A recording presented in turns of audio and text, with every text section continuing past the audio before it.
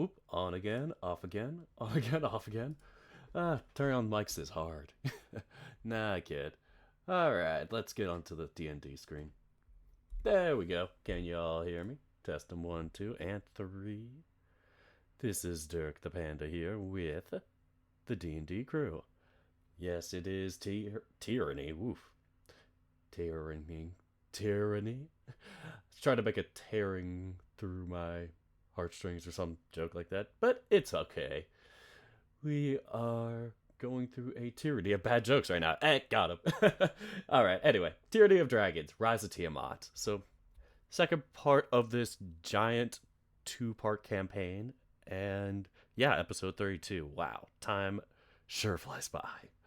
Let us get into the call. Are you all ready? We are going to be in a dragon council to discuss the recent cult happenings. Ah. How do you Yeah. feel? Like, no. I need a do not resuscitate on Eldrath's. Hey. Well, What?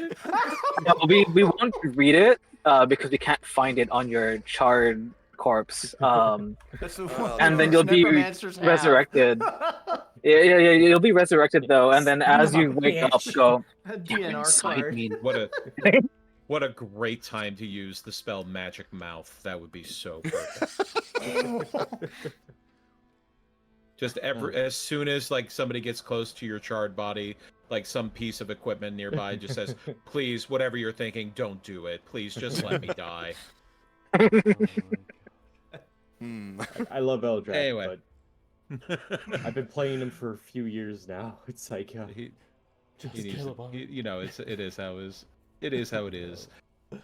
Oh, Anywho, that's welcome all. everybody to another episode of Tyranny of Dragons, the Cold Blood War, Rise of Tiamat. In the background there, you can hear Adrian von Ziegler playing some lovely, heavy notes in there. Something to match the theme we're going for today, I guess. But you can find Adrian von Ziegler on Spotify. You can find them on Bandcamp. You can also find them on YouTube and support them on Patreon. So they allow people to use their music as long as they are credited, no charge. So thank you very much, Adrian. Introducing our players, we have, as I switch back over here, playing Eldrath Myuuldrid, the Shifter Warlock Bard, we have Ethan. hi everyone. Hope you had a good Christmas and all that. Playing Cambro, the Bearfolk Paladin Warlock, we have Tazel Sixpaws. I can see bronze, I can see brass, I can see gold's head up high, I can see copper, I can see silver, and now I'm gonna cry. That's a bit of a pull. That's a pull right there. I just, Huh? you're braver than me. Oh, if you thought I was gonna get that high note, you're fucking dreaming. Playing Arai Ghoul, the Tiger Folk Wizard, we have Saku Darkfang. Ancient dragons, do do do. Ancient dragons, do do do do. Ancient no. dragons, do do. Ancient Kill. dragons. Now I cast I- gun.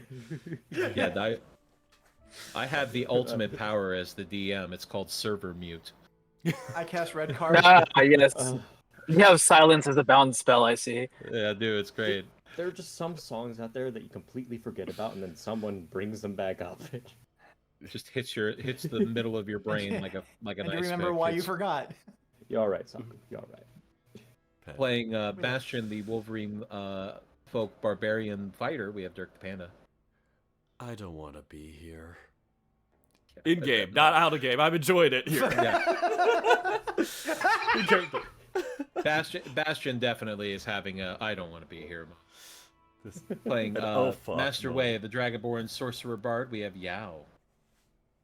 Hello, I'm coming from you at the phone dimension. Call now to hear me do politics while in this horrible, crinkly noise box. It's actually pretty accurate to what it sounds. That's pretty Yeah, awesome. Alistair? Loud. And then playing Poi, the Otter Latine Rogue Warlock. We have Cetus. I believe we do, at least. The silence is palpable. So Hopefully you the using microphone otter is... sign language. He's hit him like an otter. It's part of the band. Are we all Wait, excited for wait, D&D is it- 2024? No, we don't hear you, See- Cetus. Sorry. Yeah, there's Oh. no audio coming from Cetus. Yep. Let's see. Nah. Yes, we're putting it. This is like he's speaking in otter tongues again. Somebody cast the comprehend languages is spell. it I don't speak Who Lutheran. cast, Oh, who there cast we go. Oh, update our otter? There we Okay. are. Hi, Cetus. There's our There we otter are. down under. Hey. Okay, there we go. Now it's working. Yay. I hope. Hey. Yeah. And There we go. all was right in the world. Cetus, I gotta know. Have we- you? Hmm? Sorry. Have you been trying to say stuff this entire time, Cetus? Yeah. No. I just said my Okay. thing for the. Okay. All right. When last we left our adventurers, Eldrath the Shifter Warlock Bard, Cambro the Bearfolk Paladin, Masterway the Dragonborn Bard, Arai the Tigerfolk Wizard, Bastion the Wolverine Folk Barbarian, and Poi the Outer Latine Rogue, our heroes had found their way back to Waterdeep with treasure and a dragon's head in tow. The party took time off while the council could be gathered and caught up with colleagues, friends, allies, and met a few new people as well. After their brief holiday, our heroes were summoned to Ulbrinter Manor at Lady Haventree's request, where they met Leosin Erlanthar and a woman who called herself Elia. Elia revealed that the party was chosen to speak for the Council of Ancients. She then revealed herself to be Otara Elia Karnos, an ancient silver dragon, and proposed to fly them far to the east to meet with the other ancients. After riding Elia for 2 days, our heroes found themselves in front of a council of ancient metallic dragons.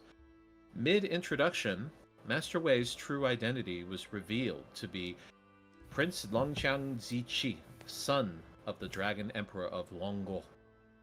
We now join our party as they prepare for their meeting with the metallic dragons. And I apologize, Yao, for butchering You're that good. pronunciation.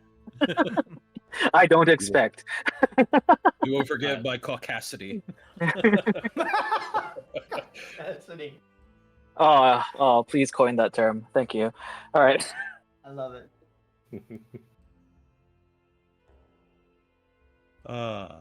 Yes, you have been summoned before the Council of Ancients. Ancient dragons, that is. Before you are 5 metallic dragons, each representing one of the various variety. You have gold, brass, bronze, copper, and silver, all of whom have introduced themselves, as you have Protanthar of the gold dragon, you have Tazmakella, the copper dragon, Eleuthera, the I believe that one was the brass dragon, and Nemur, the bronze dragon, and of course you had already met Otara Elia Karnos, aka Elia, who is a silver dragon. But if you have all introduced yourselves to the dragons, and the meeting commences as the dragons settle on their perches, and the rest of you see now the form of your companion, Master Wei, who you now know is a prince of the far-off land of Longo, and you see them now as they are. I would ask for everybody to make, this would be a nature check. Hmm. Oh shit. And I'm going to Nothing say seems that natural about this. Cambro and Eldrath will definitely have advantage. Oops. Oh, Thanks. okay. Don't know why mine was turned on, but 15 for me. 15. Okay. Nature. Ooh. Nature boy. Nature! Nature. Come on, Nature. that's a lot of nature. Oh, Bastion. I Oh. am not natural. This is unnatural to me. Unfortunate. Tragic. Jump point. So, Bastion, what you see before you, it just appears to be some kind of strange magical device that Wei is using that has made these very strange gem shard wings and other accessories. However, the rest of you would actually recognize now that Wei is no longer disguising themselves, that they are not just a regular Dragonborn, but they are in fact an Amethyst Dragonborn. They are one of the Gem Dragonborns. Cool. What does that mean? Well, they are a little bit more rare, for one. They typically are less involved in the affairs of other groups, essentially. They typically stay on the neutral side of things. Typically, they don't get involved in these kind of political matters either. However, as you see here, it seems that there is something of interest to the Empire that they have sent one of their own to represent them. Cool. Is this like a Full Metal Alchemist sort of?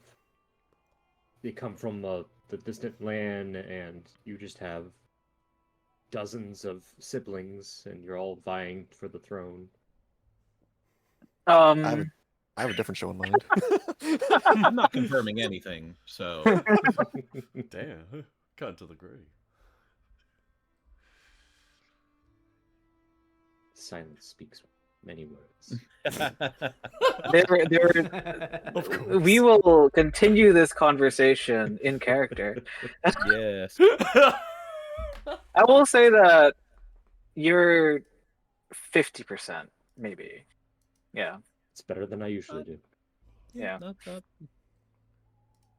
You're not, you know. You're not that, completely off I base. suppose. Yeah. Yeah. All right. Well, as everybody settles in, the dragons themselves are actually laying down on these large perches inside this gigantic cavern, and it has to be gigantic. Each of these ancient dragons are easily 50, 60 feet tall. Some of them are with the length of their tails, from the tip of their snout to the tip of their tails, could be easily 100 feet long. They are gargantuan. And the fact that they are, even laying down in front of you across this chasm of the cave, they still seem very large and imposing.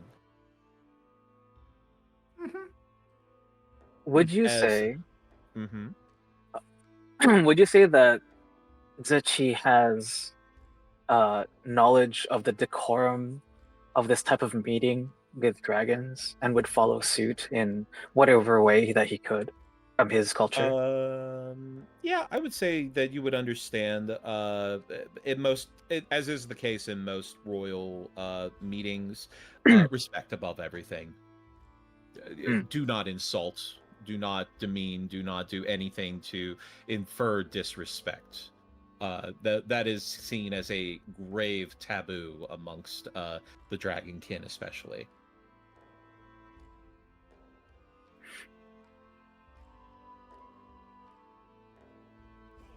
Would he be able to find his own little piece of the wall in which to do some perching that is of a lower elevation than the ancient dragons, so that it is not attempting to be above them, but is still upon that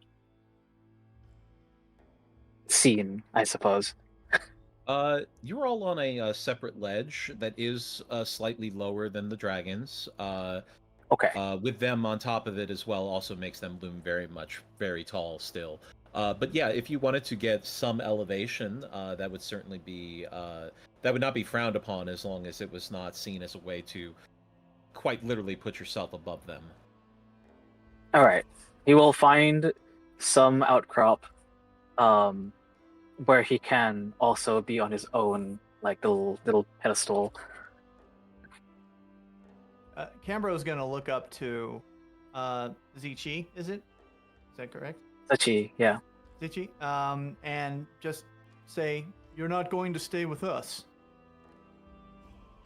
I am merely following suit. Be not afraid. I will speak for us as well. Cambro has a very disappointed look, but he nods.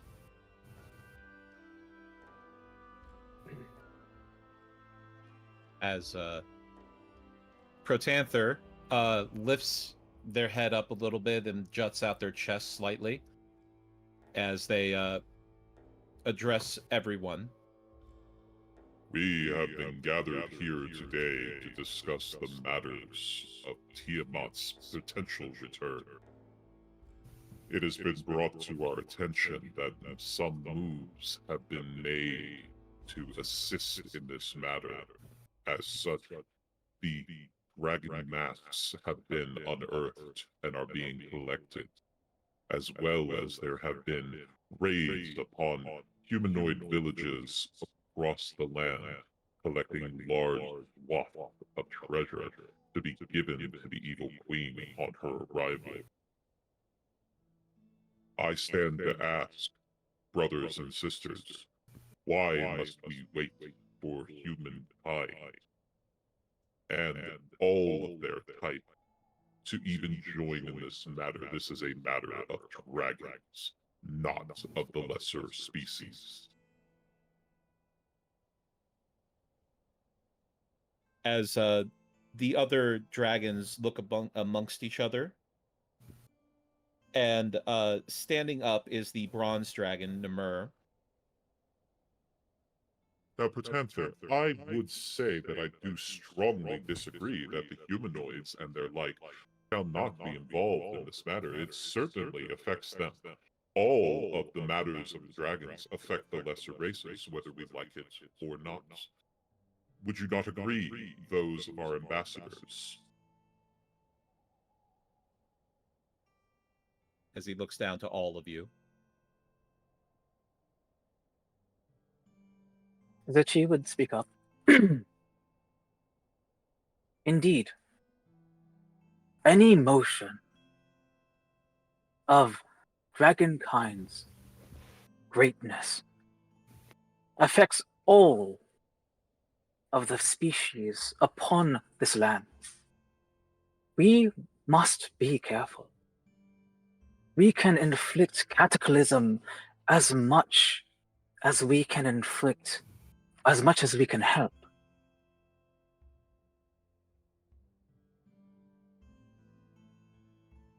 As Protanther lowers their gaze to look at you, Zichi. And all of the lesser species, their cities-states, their baronies, their kingdoms, and consortiums otherwise not mentioned, are well armed. They would be capable of defending without notice. Again, this is a draconic matter and need not involve the lesser species at all. If there are casualties, then so be it. These are not my concerns.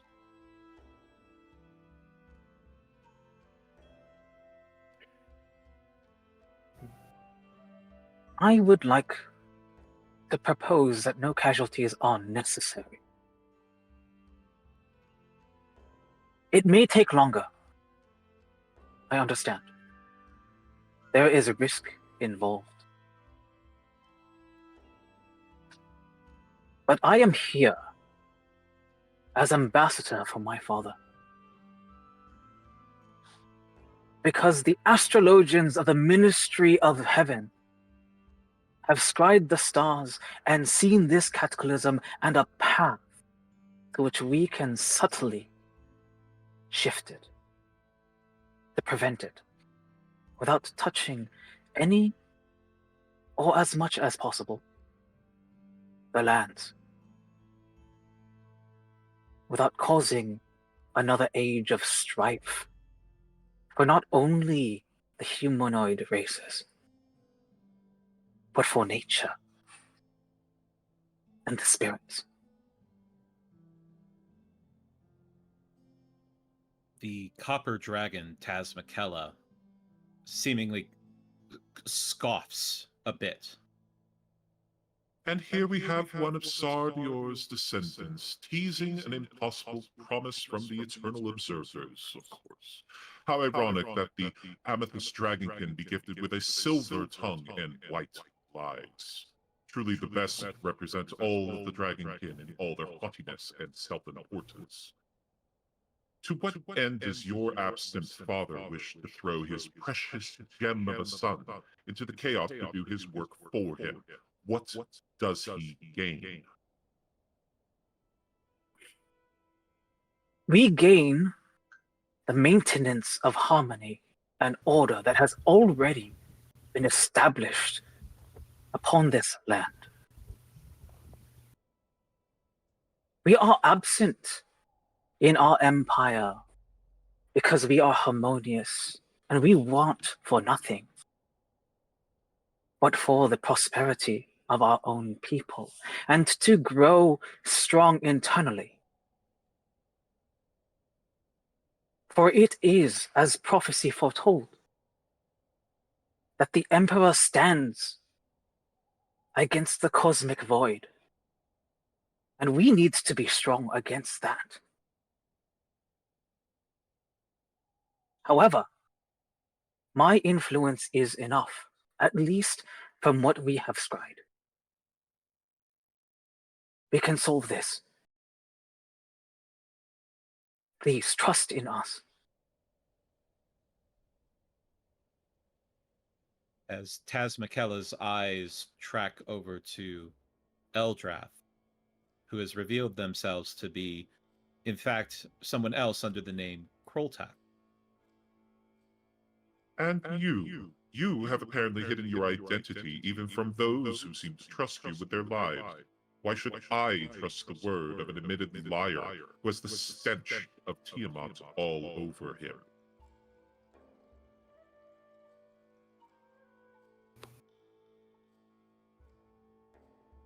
I lied to protect my family, nothing more. As for Tiamat, ever since I got this mark, she's been in my mind, trying to influence my thoughts. At first, I welcomed it, but seeing this land and the people, I can't turn my back on those who need my help. Eldrath, make a persuasion check. Can I assist him with that by speaking also on his behalf? You can certainly try. Cambro is going to go over to where Eldrath is and put his hand on his shoulder. Miss Taz McKella, if I may, we recovered a journal from Narenvain while he was a worm speaker that he recognized Eldrath as a huge threat to the plans to resurrect Tiamat. That in itself should be proof enough that he is on the right side, but more importantly than that, the Justice Maker himself has visited both of us in dreams, separate and joined, and informed us of the importance of keeping each other safe. It may concern you, but Eldrath's past does not concern me. It is his future that we should attend to. And the future that he will be a huge part of is in helping to destroy Tiamat's hold on this world. I believe in him. Bahamut believes in him. All I ask is that you give him the chance to prove by action, rather than condemn. And he steps back. Right. Well, Eldrath, go ahead and make a persuasion check with advantage. Thank you. Oh, you did it.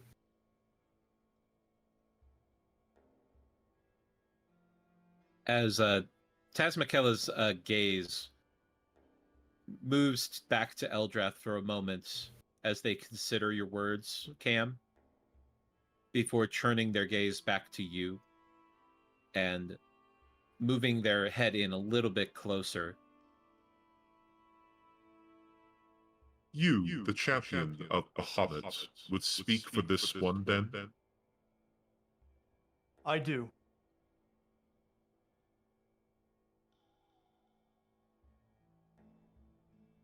I would ask, Champion of Bahamut, your headdress is quite familiar. Do you know where you came across it? You can roll insight if you'd like. I know what she's talking about. Crud. Or maybe I don't. I don't know.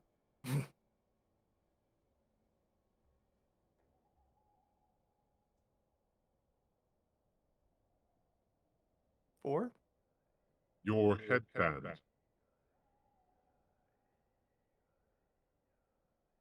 To that, Cambro's hand goes up underneath the hair, the blonde hair that's been covering most of his head, and he's like feeling for that headband that's been around for quite a while. Yes. This was given to me as part of a trade for a favor. I do not know the source of where it came from. All I was told was that it was not stolen. Then you have been sold a lie. I recognize this piece. It is one of my own, stolen nearly 150 years ago.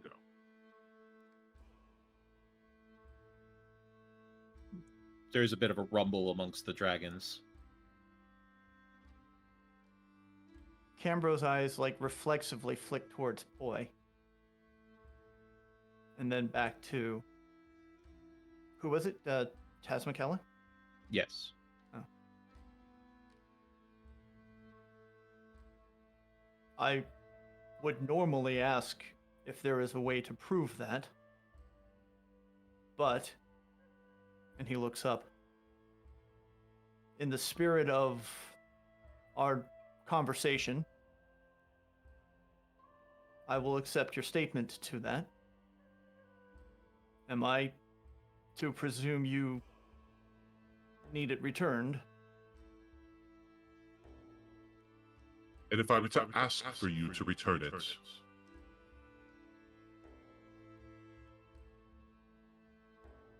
Cambro's eyes like fall a little bit. The only reason I had requested an item like this was because I'm just a farm boy, or I was a farm boy. I've been put in charge of this group to try to lead them and give them the victories they need against our enemies. I would like to keep it, but if you are asking for me to return it, and he steps forward, and he takes a knee, and he takes off the headband of intellect. For the purposes of securing your trust and support, I would do so. As you feel this large clawed hand coming over, this giant dragon claw, as it suddenly reaches out with a magical energy similar to a mage hand, but telekinetic, as it lifts it out of your hands. it seems that you have learned well of the 7 unspoken truths. What is the last unspoken truth? There is no peace without sacrifice. Peace without sacrifice is surrender. As the headband of intellect goes back into Taz McKella's possession.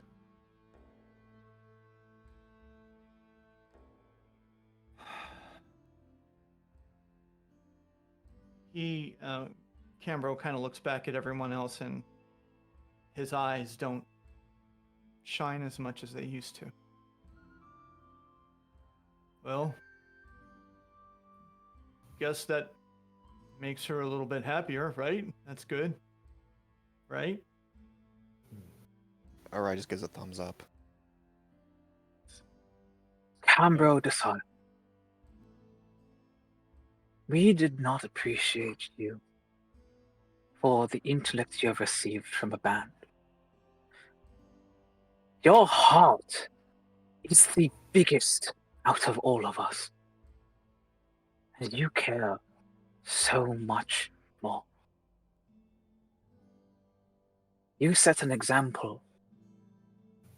It is time for your intellect to rest and allow your heart, your training, your desires in line with the great spirit Bahamut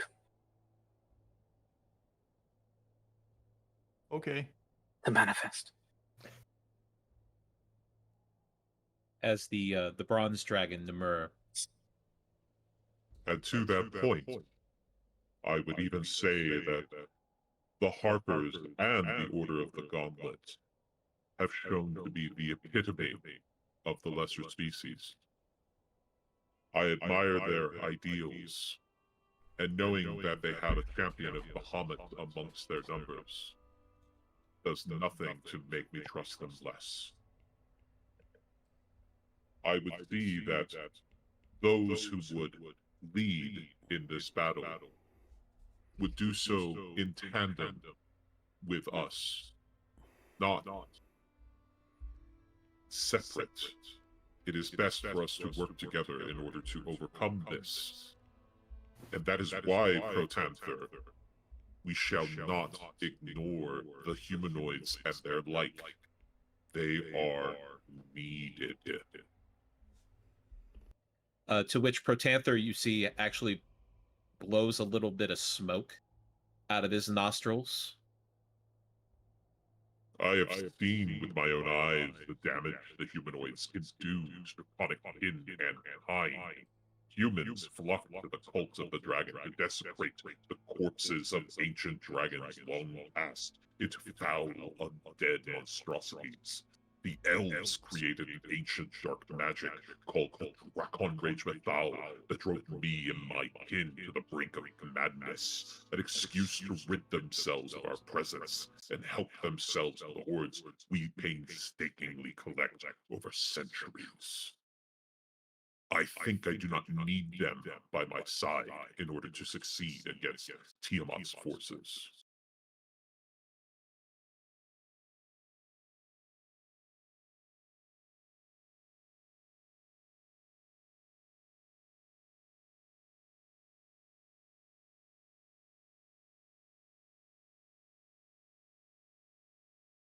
Oh, did the music die? Sorry. Oh no. Oh, I thought I cut out. Extra The dramatic. music was scared of him. I thought it was just an awkward silence. Same. I thought my my audio died, so I'm a little scared. So it No, is an awkward silence. It was an So awkward far. silence, but A only very because awkward of us. Yeah. Oh, Because we're okay. awkward. Only because Boy's of just us. gonna- That's all. Are we Boy's good to gonna look continue? around. Yeah. I guess we are. Rye's gonna. Sorry, dry throat. Rye's gonna step up and cough a little bit to clear his throat. Ancient Ones. We understand that what the humans do, what the elves have done in the past, have been pretty much non-forgivable. But at the same time, it is that type of past that can help us learn and want a better future. We can do that together. Make it so that way humans and dragons can live peacefully. To no longer wish to do harm. And hopefully let this past rest peacefully.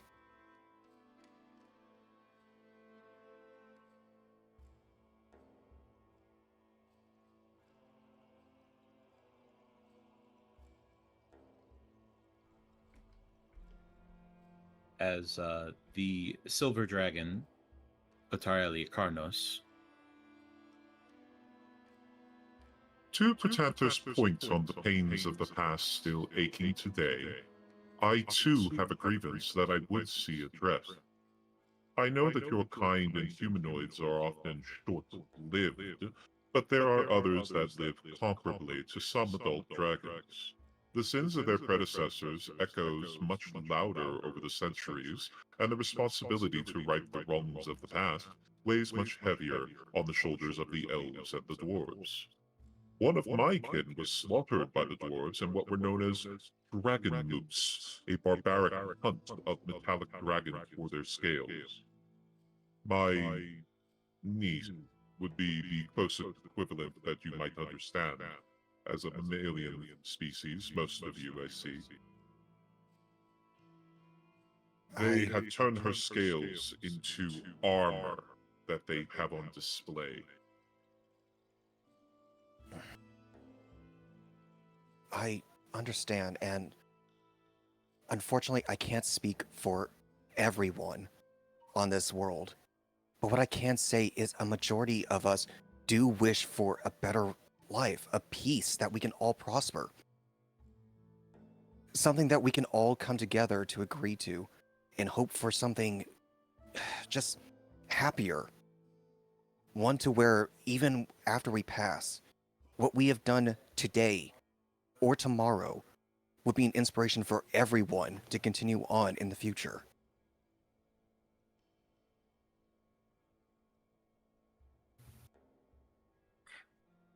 Venerated is, ones.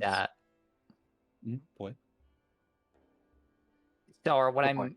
getting at here is you don't want to ally with human races because some of them did stuff that you don't like. Is that what I'm getting? As the gold dragon looks down at you, Poi.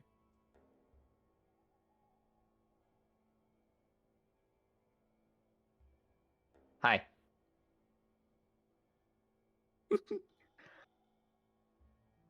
I Oh, am concerned with trusting species that have been known to be more than just barbaric, but downright cruel. well, I gotta say, Your Goldliness, calling all of us the lesser races ain't exactly currying up much trust from your end. Now, it seems to be that we're both in a bit of a zucchini, as it were. He looks very Tell me, do confused you at that. consider? Hmm? He looks very confused at that statement, but doesn't interrupt. Now, now let's say, do you think? Do you consider Tiamat one of your own? Like, what kind of dragon is she? Even Eldrath kind of gives Poi a look right now. There is a snarl that comes from Protanther. We are the children of Bahamut, and we would see Tiamat's forces destroyed before they gain any purchase in any of the lands. But you're both dragons, are you not?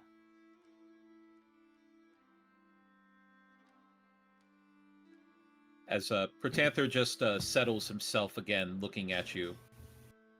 What is your point, little one? My point is, well, there are, well, for me anyways, I wouldn't know many of my own ilk, but it seems a lot of your grievances are aimed towards, well, elves and dwarves who have done some, let's just say, not very, less than palatable things in the past, and I can't say that you should forgive them for that. Murder, in my experience, tends to not really be a good thing, unless there's money in it. What I'm trying to say is that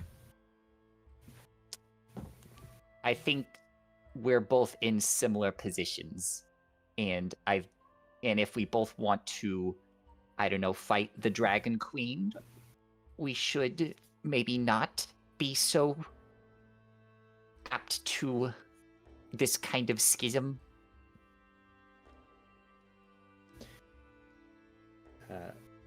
Eldrath will take a step forward.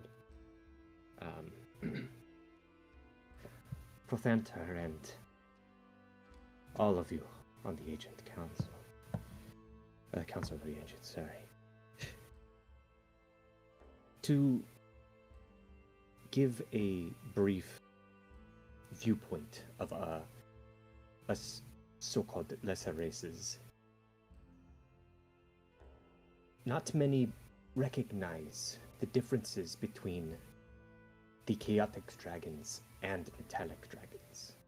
They just see dragons, and generally, dragons attack villages and bastions. So, the actions of those few can be understood, but the actions of those few shouldn't dictate the rest of us. The people of this world need your help. Why won't you help them?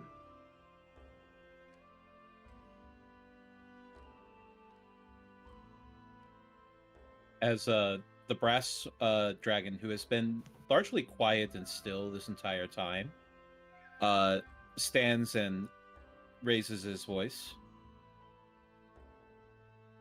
I have watched all of the lesser races and species, as you call them, Protanther. I have watched them for centuries and understand that they have the potential for both good and evil. To condemn all of them for the actions of the few shows great short-sightedness for someone who has lived for so many centuries.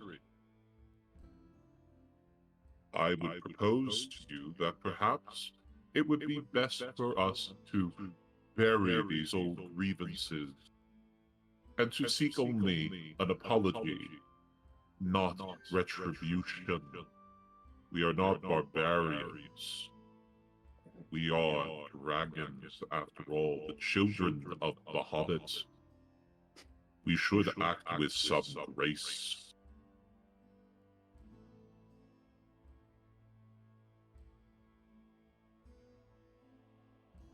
As the dragons mumble amongst themselves for a moment. May Zurchief speak up one more time. Sure. If you feel you have something to say, it is best to speak. Great, ancient, and venerable ones. Let me also make a case from the eyes of the Empire and my father. In his 4 eyes he sees the way that all things flow and affect one another.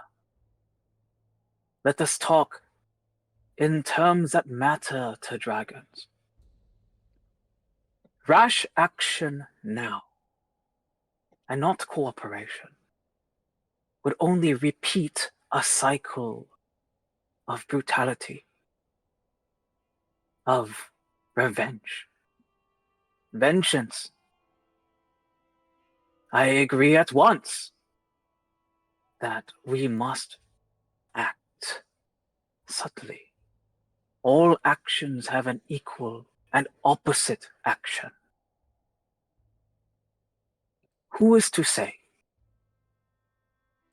that rash action would not beget more suffering for dragonkind? I believe that if we work together, and all races know the majesty, the power, the justice of the metallic dragons in this realm of Faerun. If they know this, they are taught this, that this history never dies. Over time, all lesser races will learn to respect the justice of metallics. And you will live in greater harmony.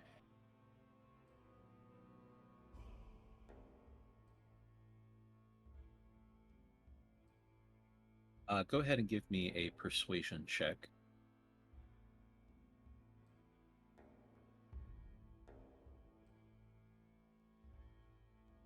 Normal? Yep, just add straight persuasion here. 23.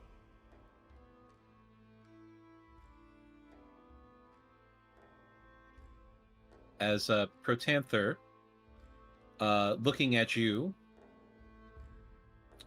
lowers his head ever so slightly until he is not towering above you so much as he is closer to your eye line. Your words do ring true. I would still seek, at the minimum, of an apology. What the elves have done to my people is unforgivable. But, in the spirit of cooperation with the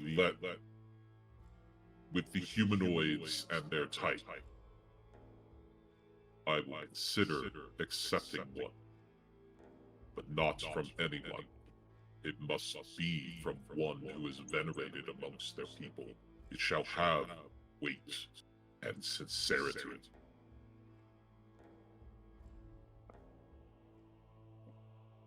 Great Patantha, do you have a name in mind? The venerable king himself, Melandrock.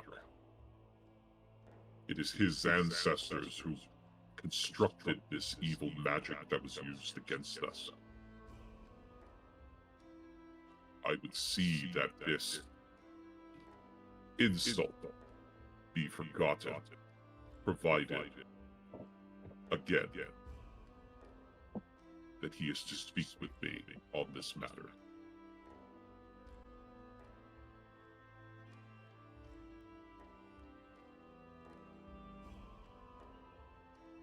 Zetchi looks at his party. And he looks deep in thought, in consideration. Cambro shrugs.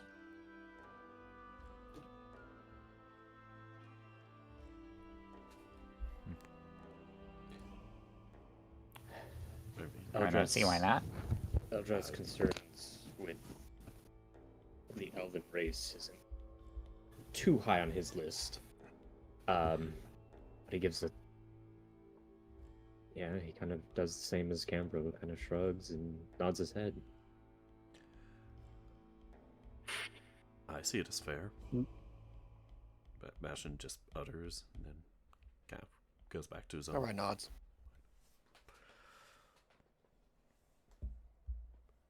As Elia, to that point, hearing Protanther's stance on it. Well, I certainly cannot be outdone by Protanther. I will also accept an apology from those amongst the dwarves, provided the armor made from my niece's scales is returned to me. I wish to see it properly taken care of, and not used as a grim reminder of an awful time past.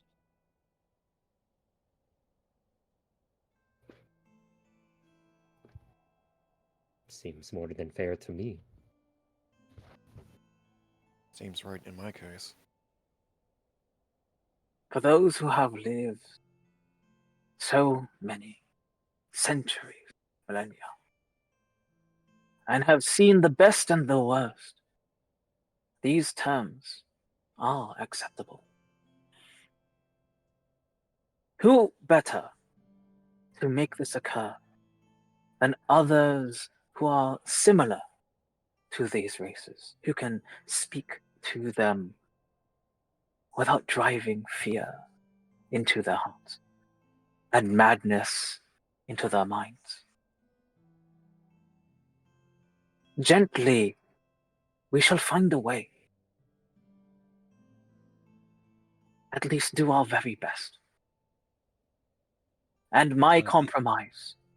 Sorry. No, go ahead. Go ahead. Oh, and my compromise is that if we fail, you may do as you initially proposed. We would have failed you anyways. But give us time. Give us trust. And I believe my party, those who I have adventured with for so long now, who have gained the trust of an agent of the Empire, and mayhaps one of the Venerable Ten in the future. Perhaps I am still proving myself.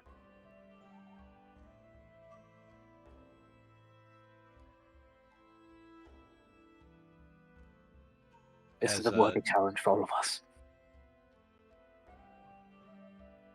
As the bronze dragon Namur seems to lighten up a little bit, kind of lifts up their head, and even seems to smile. The barest hint of curves at the corner of its draconic lips. Well, that sounds like a fine compromise in my book. I would say that if you were to reach out to Dalla Silmerhelve of the Silmerhelve family in Waterdeep, he may act as our liaison between this group and yours. To which Tazmikella actually kind of rolls her eyes.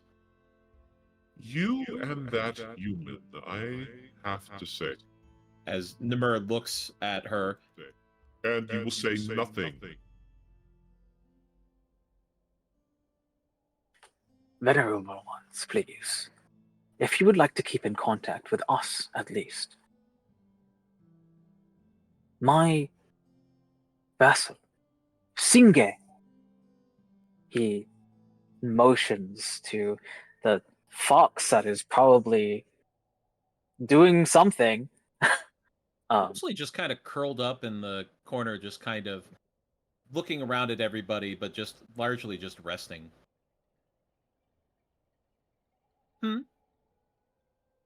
They are adept at matters with dragons and spirits alike. I would trust them to be our liaison. As Singe gets up on all fours and stretches, arcing its back as it stretches all the way out before shaking out its fur, little sparks of bluish-green flame flicking out. As it slowly walks up, yes, I can serve as a liaison to the good Prince Zichi, as long as it will not take too much time to get it there. I do only have so many ways to get there. It would be a bother if I had to go in a roundabout way, but I do trust you, of course, to make the proper arrangements. As the dragons look down at this little fox thing, and Tazmikella actually kind of smiles. I like this one. I do. I want to keep this one. Protanthar looks more annoyed, but has decided to let it go, it seems.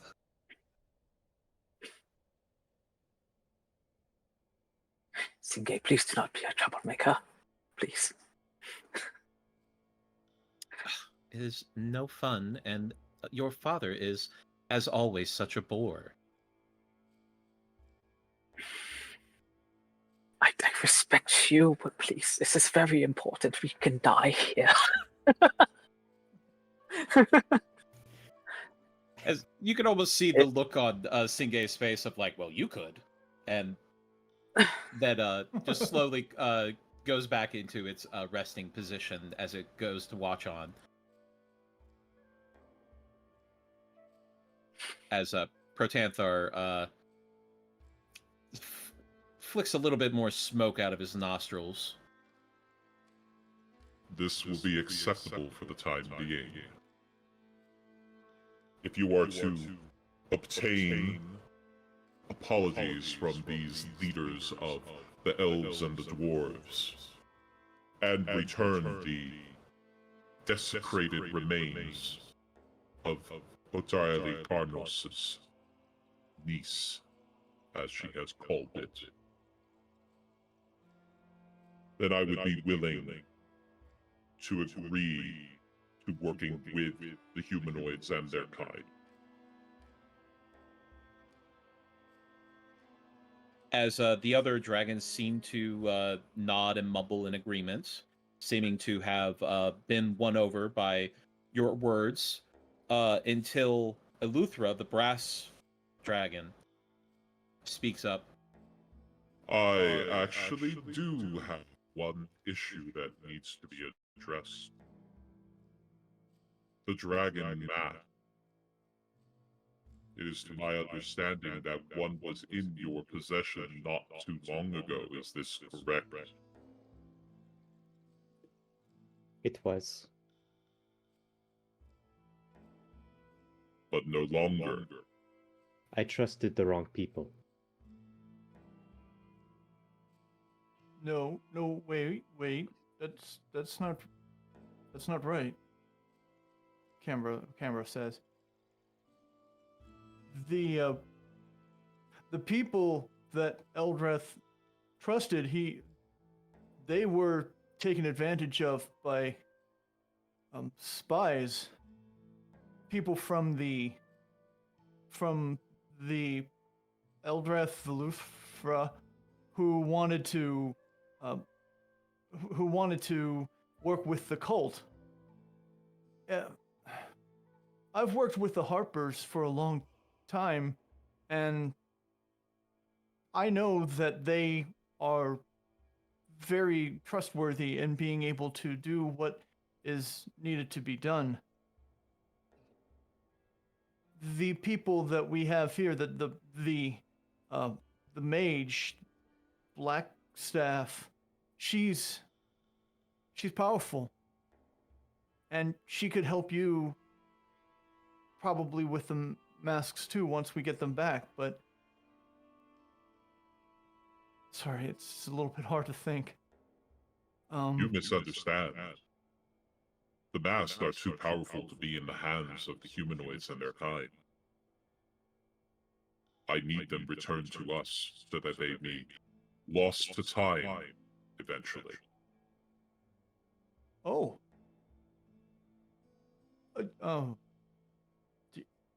Yeah, Our plan was to find them anyways.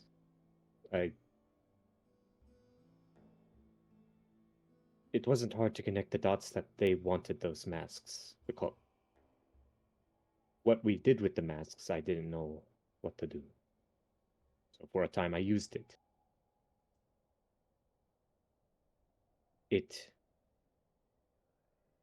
can be reclaimed. We already have a lead on one mask. The green dragon mask.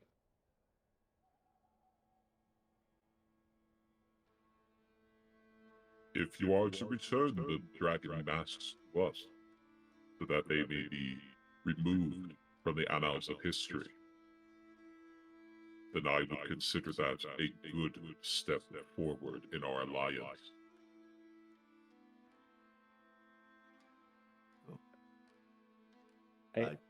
I'm slightly confused. I'm very sorry. Are you helping us after we return the dragon masks to you, or will you help even before that? So long as you agree to return to them and do not go back on your word. Then it shall be done. I too don't have want no them. objections in returning the masks. I don't want them. I don't know anybody else who would that is trustworthy. The less connection I have to her, the better. In fact, O great ones.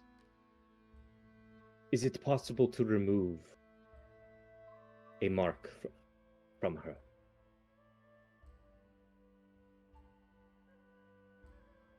They all mutter amongst themselves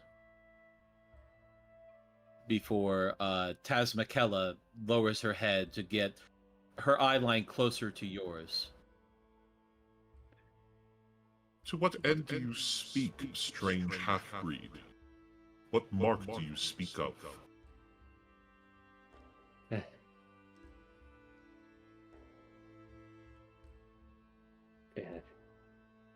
He'll look to his group, kind of eyeing over everyone.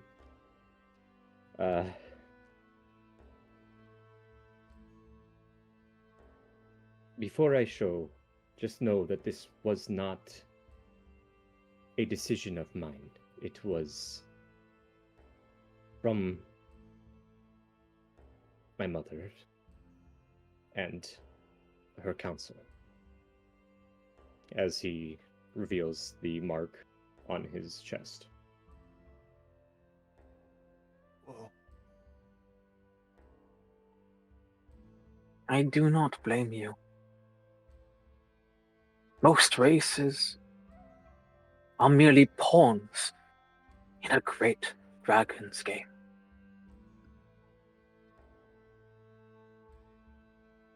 You show great bravery to ask if this mark can be removed.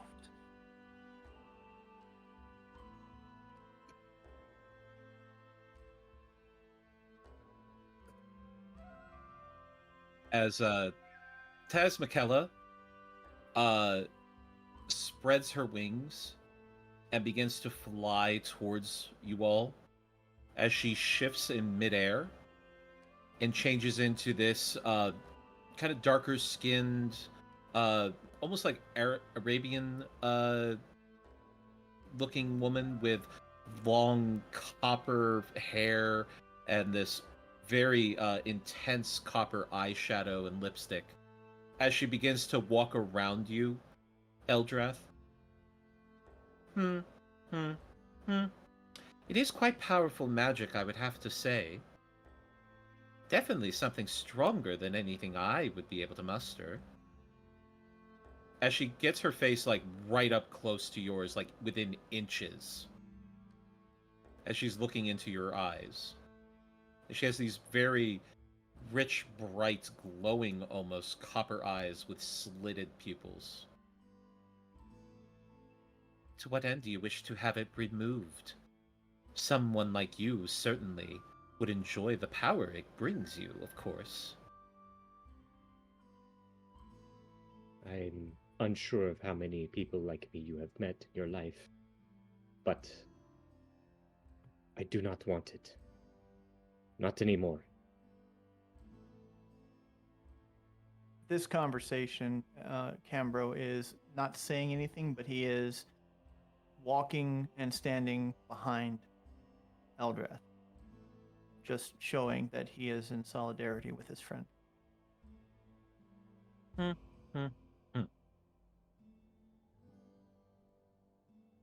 Well, when I speak of your kind, I mean, of course, the Dragonborn. Many of them are known for their... best way to put it, their tendency to be more self-serving in some ways. But, as you said, I have not seen anyone like you before.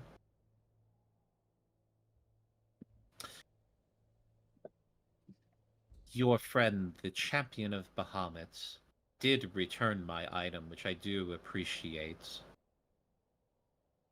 I will ruminate on your problem and see if I perhaps may be able to find a way to assist you. I'm certain that Eleuthera may have seen a few things in his journeys among the plains. That I have, yes. I would be happy to collaborate on this. Excellent. Then we shall begin right away. I warn you, of course, that there is no guarantee. Once they have their claws on you, it is hard to get a dragon to let go of its prey? As she brings her face in close to yours again, smiling as you see these very, like, almost fang-like teeth.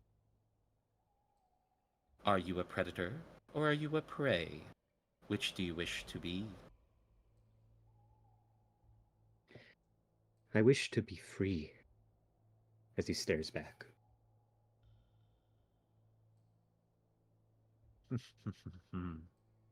I like this one too. He's different. Different is fun. Very well. As she takes a few steps back, turns on a very like swift heel, and then jumps off the ledge, transforms back into a dragon, and flies back to her ledge with a gust of heavy winds that nearly knocks you all over. And once more, Cambro puts his hand on Eldrath's shoulder and just smiles. He'll give Cambro a soft punch on his chest. Look, I'll help you out later with that band, okay? It's not the most important thing in the world, I think. Maybe. I don't know. Yeah, we'll find something better to replace it, yeah? Okay. As Protanthar looks around at all of the dragons and then down at you all. It would seem that you have our terms that you may relay to the Council of the Humanoids and their like. If they agree to them, then we shall join them in their eventual assault. If they do not agree, we shall act as we see fit. These are the terms. They can accept or they can decline. There are no more negotiations to be had.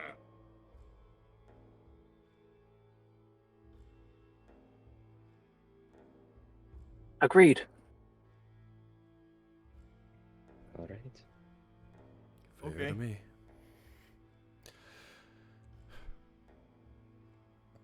If there is no other matters to be addressed in this council, then I would see that it be dismissed for now, until it be called again. As he looks around the cave to see if anybody speaks up. Do any of you speak up? Or I stay silent. I'm thinking. Cambro just bows.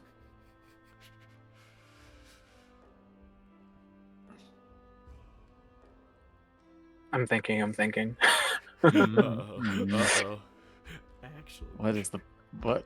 I mean, it is a hell of an opportunity, isn't it? Yeah. Uh-oh. Yeah, it is. I mean, Eldrath has asked his piece already.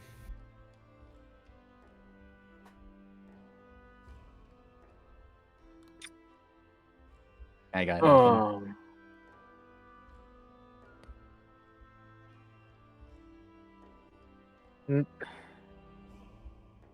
Nothing that can't go awry goes to mind, so he'll just bow. Fair enough. Fair enough. As Protanthar then begins to rise and spread his wings to the full, to their full expanse. Then I consider this council to be dismissed until it is to be recalled again. I bid you all farewell, and good luck in your endeavors. You will need it. The elves and the dwarves are known for their stubbornness. Considering they are so long-lived, you would expect them to be a little bit more retrospective, perhaps. But it would seem that this is not a trait shared amongst the humanoids.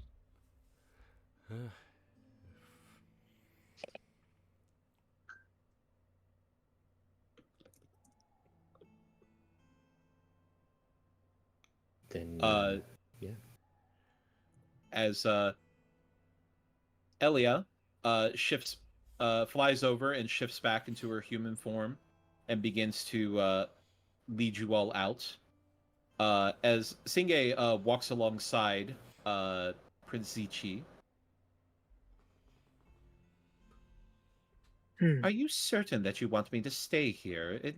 Couldn't I be of more use elsewhere? Where would you think? Well, certainly somebody could be used to watch over the kitchen, perhaps. I Singe, have to walk. we have given you so much food, and I regret it. You do not even need to eat. It's not my fault that roast duck is so delicious. I Are we agree, gonna however, there will be opportunity for you to get more roast duck Mhm. when we are all safe. In fact, we Are we will gonna have a have to walk banquet. back? I promise. Are we gonna have to walk back? Because No. Elia speaks up to that. No, I would be able to take you back, but I did want to,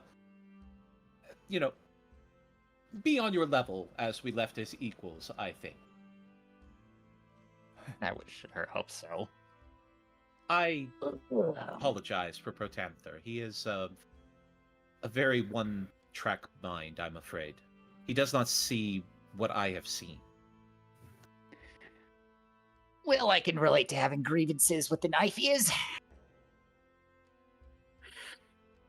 Does he get out much?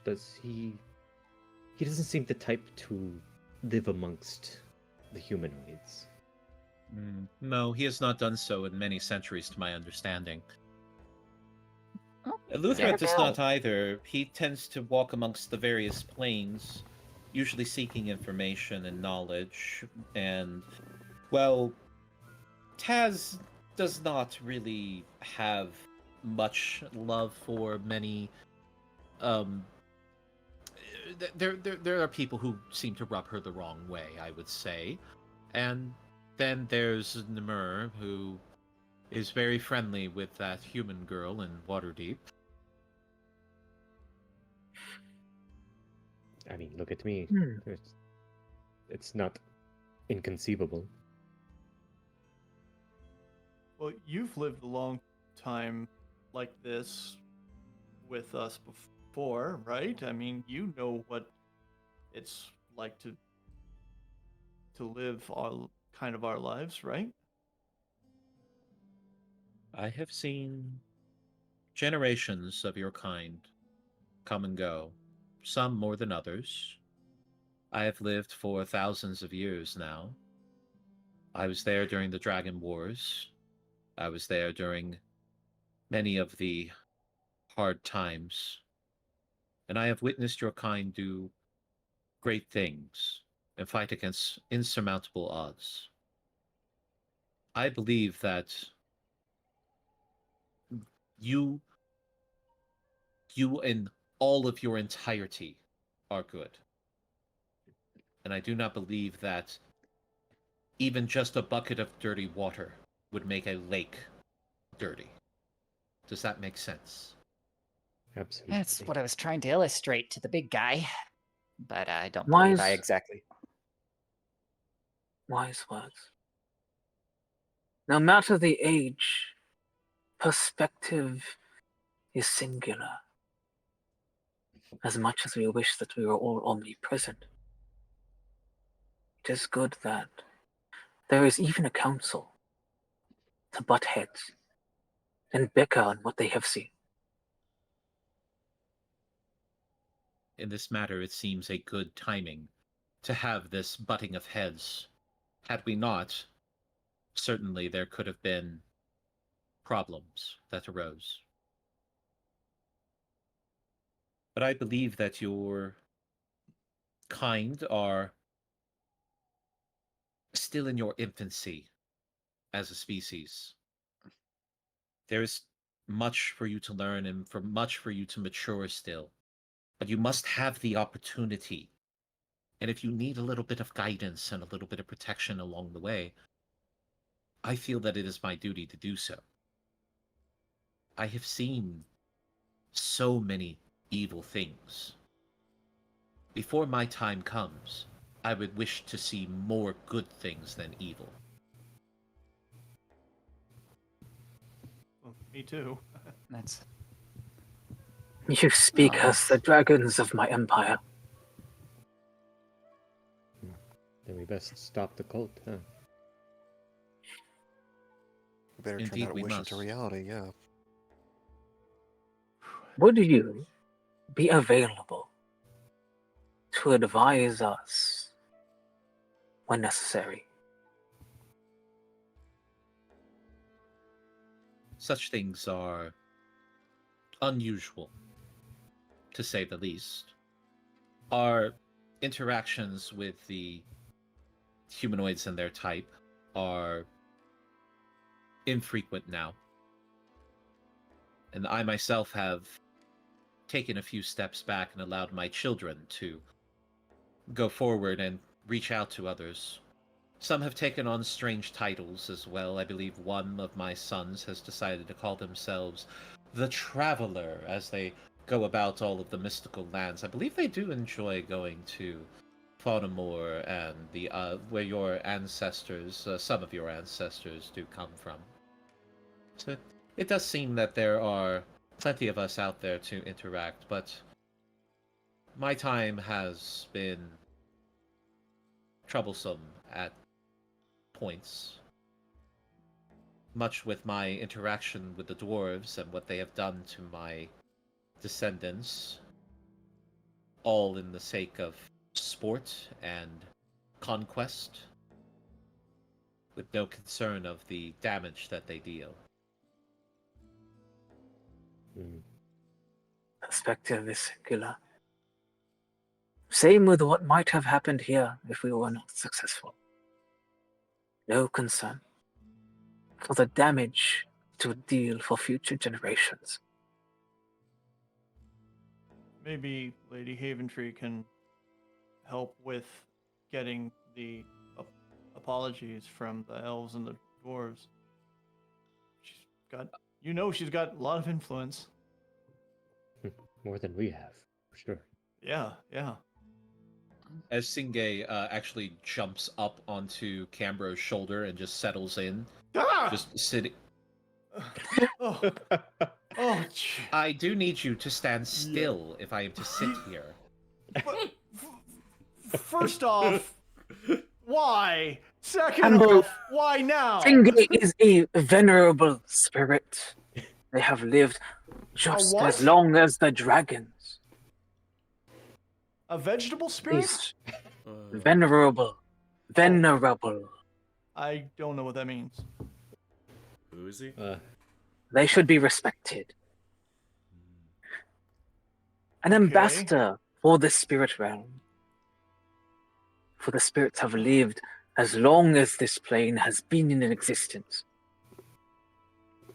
As You Singay must actually respect. kind of looks around your head into your field of view, and this little fox just speaking as if it is just talking normal common to you.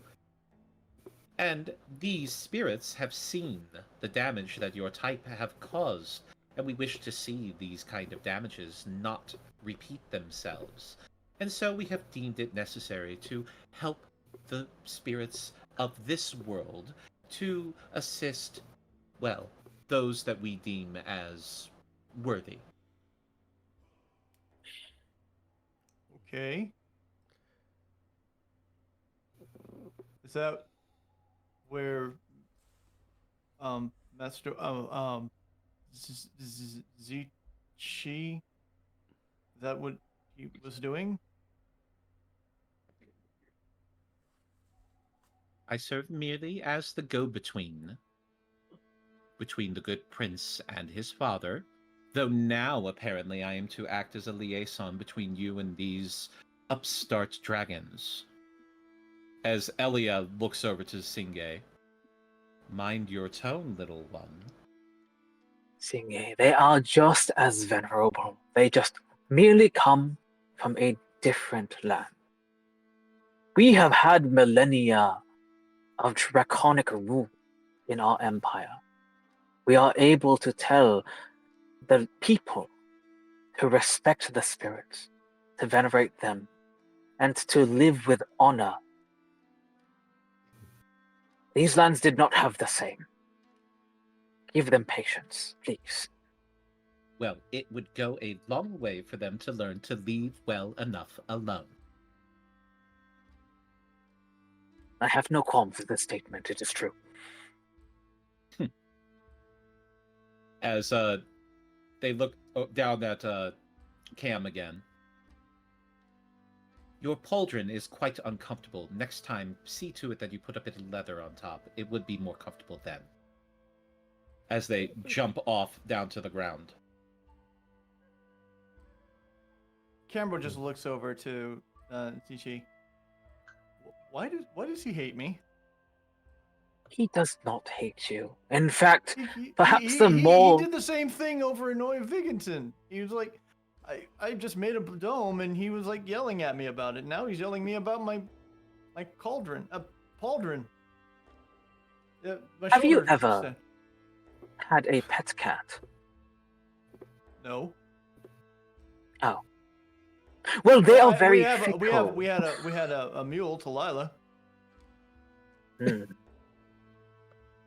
Well, they are very fickle, and they show their affection in very strange and aggressive ways.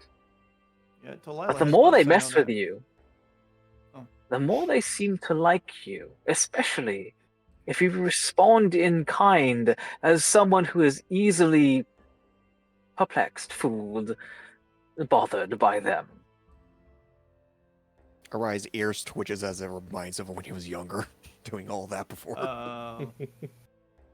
So I should get some leather? You do not have to. Okay, oh, my head is so foggy right now. As Elia speaks up, well, to that matter, I should get you back before your council is to meet again soon, I'm sure, and we would need you to ferry our requests to them. We have the possibility of teleporting back, do we not? I Oh, thought so. if you have a means to do so yourselves, then certainly I will not interfere. I would not like for you to be burdened with another multi-day flight. As she gives you a serious look, are you suggesting, Prince Zichi, that I perhaps may be a bit too old to carry so much weight? Absolutely not. It is Cambro's just making this merely, no face. it is merely that I wish not to burden you myself.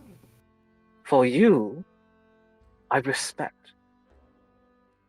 With utmost respect. You have much Insight more check. important matters to attend to. Insight check. As she she has a very serious look on her human face before she cracks a little bit and laughs. And I respect you, young prince. Your father has been absent from our meetings, of course. But it is of no concern. I understand that they are of the type to mind their business in these matters especially. And they have other concerns that they must consider. And I would not fault them for that. They have much responsibility on their wings at the moment. When the world is in peril, all of Longwoe will stand together to defend it. That is our promise. Miss Ellie, are you going to want to come back with us if we use the cube to teleport? No, I must stay here to keep the others in check, lest they get antsy and decide that they do not want to wait for these apologies. Okay. Well, thanks for everything. And thank you all. You have all done quite admirably. I did. Oh no. As she well, praise is praise. she actually reaches over and kind of fluffs your neck and cheek fur a little bit.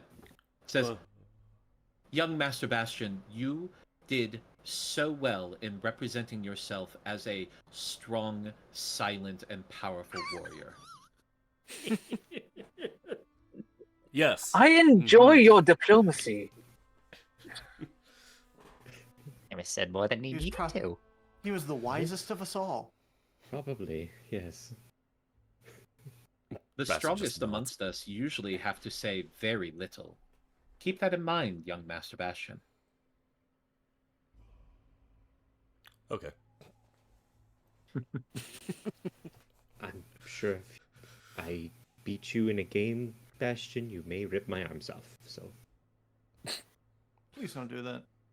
Let us return to Waterdeep before we make more fools of ourselves. Thank you. that's Yes. like my whole thing. The camera As, goes ahead. And... Oh, go ahead. As you all get set up, Singay does reach out telepathically to Prince Chi. Please do make sure to come back in one piece. It would make your father quite sad to know that he has lost another son. If I do not return in said one piece, I have merely failed. I am merely unworthy for ascension, whether to the 12 or to the 10. And my spirit, my energies will go back to my father, and I will try again. In centuries' time, millennia, no matter how long it takes. Wait for me then. But I am determined to succeed this time. I would prefer to not have to wait again to, well, bother your friends.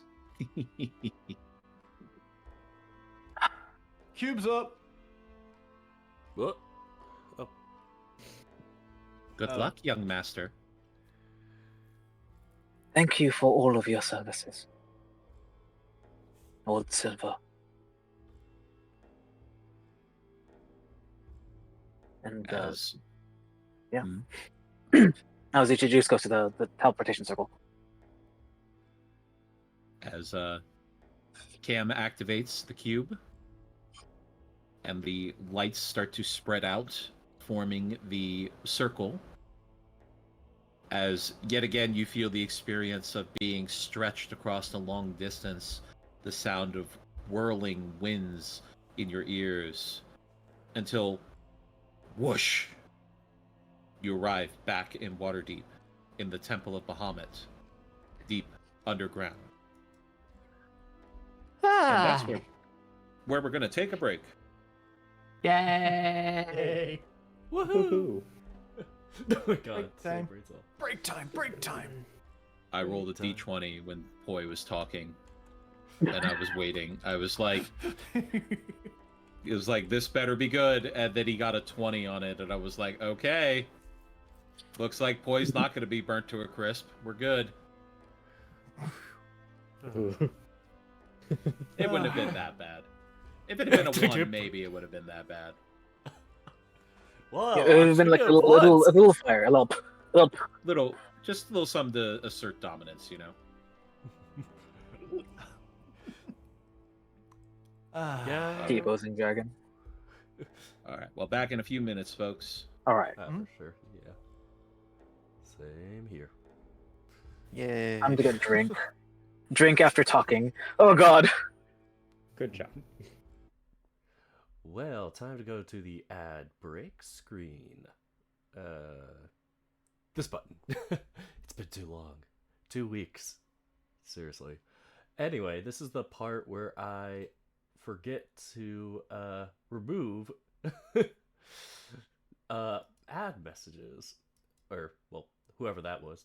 Anyway, so I normally do this with the streams where no ads until the break session where we all like stretch, do whatever. But some of us will stay back and chat and do whatever while everybody else kind of does their break stuff and reconvenes. But in the meanwhile, when that happens, I start out the first 3 minutes with an ad break. Unless you are subscribed, in which you get to hear 3 more minutes of us just chit chatting and vabbing. But for me, I do need to get a quick dinner and a drink. So I'll be back in a few minutes.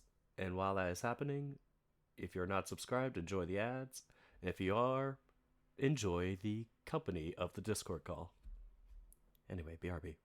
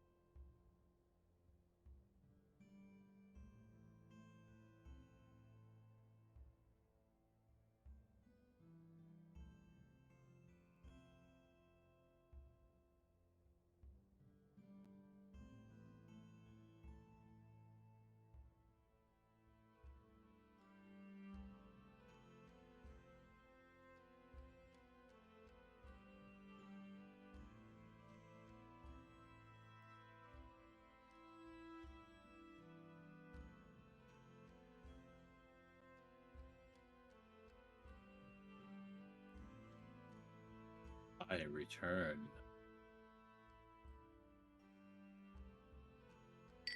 I am here. Welcome back.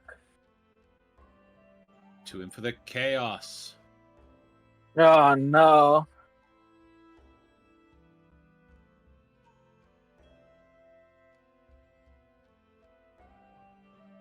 I never want to Hello, have this to is play Chaos that many Hotline. How can I help you? dragons. God. I never want to have to play that many dragons at the same time ever again. You did very well, though. It's just that I had to put down on cards, like I had to write out all of their personalities because switching back and forth between them was like, it would get confusing.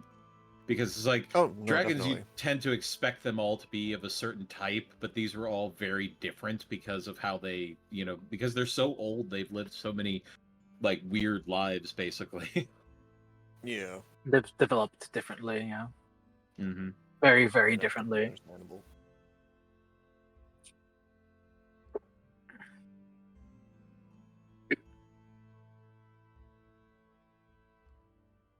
And yeah, Taz McKella has a lot of stuff that gets stolen from her, apparently. No. Oh, wow. Her den has been raided multiple times. And it is kind of along the lines of like, well, why don't you move? And it's just literally like, I'm an ancient dragon. They should not be doing this. This is my house. No. I was here first. Then get We better actually security. in another campaign, I actually, as when I was playing in, we actually ran across Taz McKella in the desert in her den. We didn't die though Oh. because we were nice to her. Oh. Well, And good for you. also our wizard was really into dragons and really flirted really hard with Taz McKella, and it was definitely a moment of like, is this gonna work? If it works, what can we expect from this? Like, why is it the wizard and not the bard? That's the biggest question. Maybe you just like brainy guys. Look. me about to go on a tirade of like, not all bards are like that, okay? Mhm. Yeah. By the way, I'm back. Hi guys. Hello. Welcome back. I am Dumb Bear now. No, you were not dumb. You Bear. guys actually had a bit of a double whammy with Taz McKella, unfortunately. Actually, a quadruple whammy now that I think about it. Yep. Apologies from She doesn't like hell. Dragonborn that much. And also she does not like shady people, shall we say, people, fast talkers. And she recognized look two at amongst boy. you, were quite fast talkers, and the only reason she liked Cetus really was because of how upset they made Protanther. Hmm. The Well, only that's reason that just they liked Poi was like it was just like so funny to see somebody annoy that guy across the office or something, you know. The well. guy dressed as an accountant, you know, just a frozen stare, horn rimmed glasses glaring at you, that kind of guy.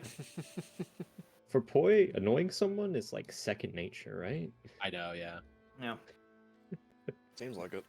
It works well though. Very luckily. True. It's a great Very strategy. luckily. I think just from memory, like because of like the different types of personalities, there are multiple ways to get past that. Yeah. So Yeah. Well, congratulations, Dana. You have to make a new overlay again. Yep. You did this to Wow. yourself. You did this. I was looking through all of your magical items to see one that would be the least destructive. Says you. Because I really What do you- did not want to take something that was really essential to your like defenses or anything like that. So she's just straight up lying?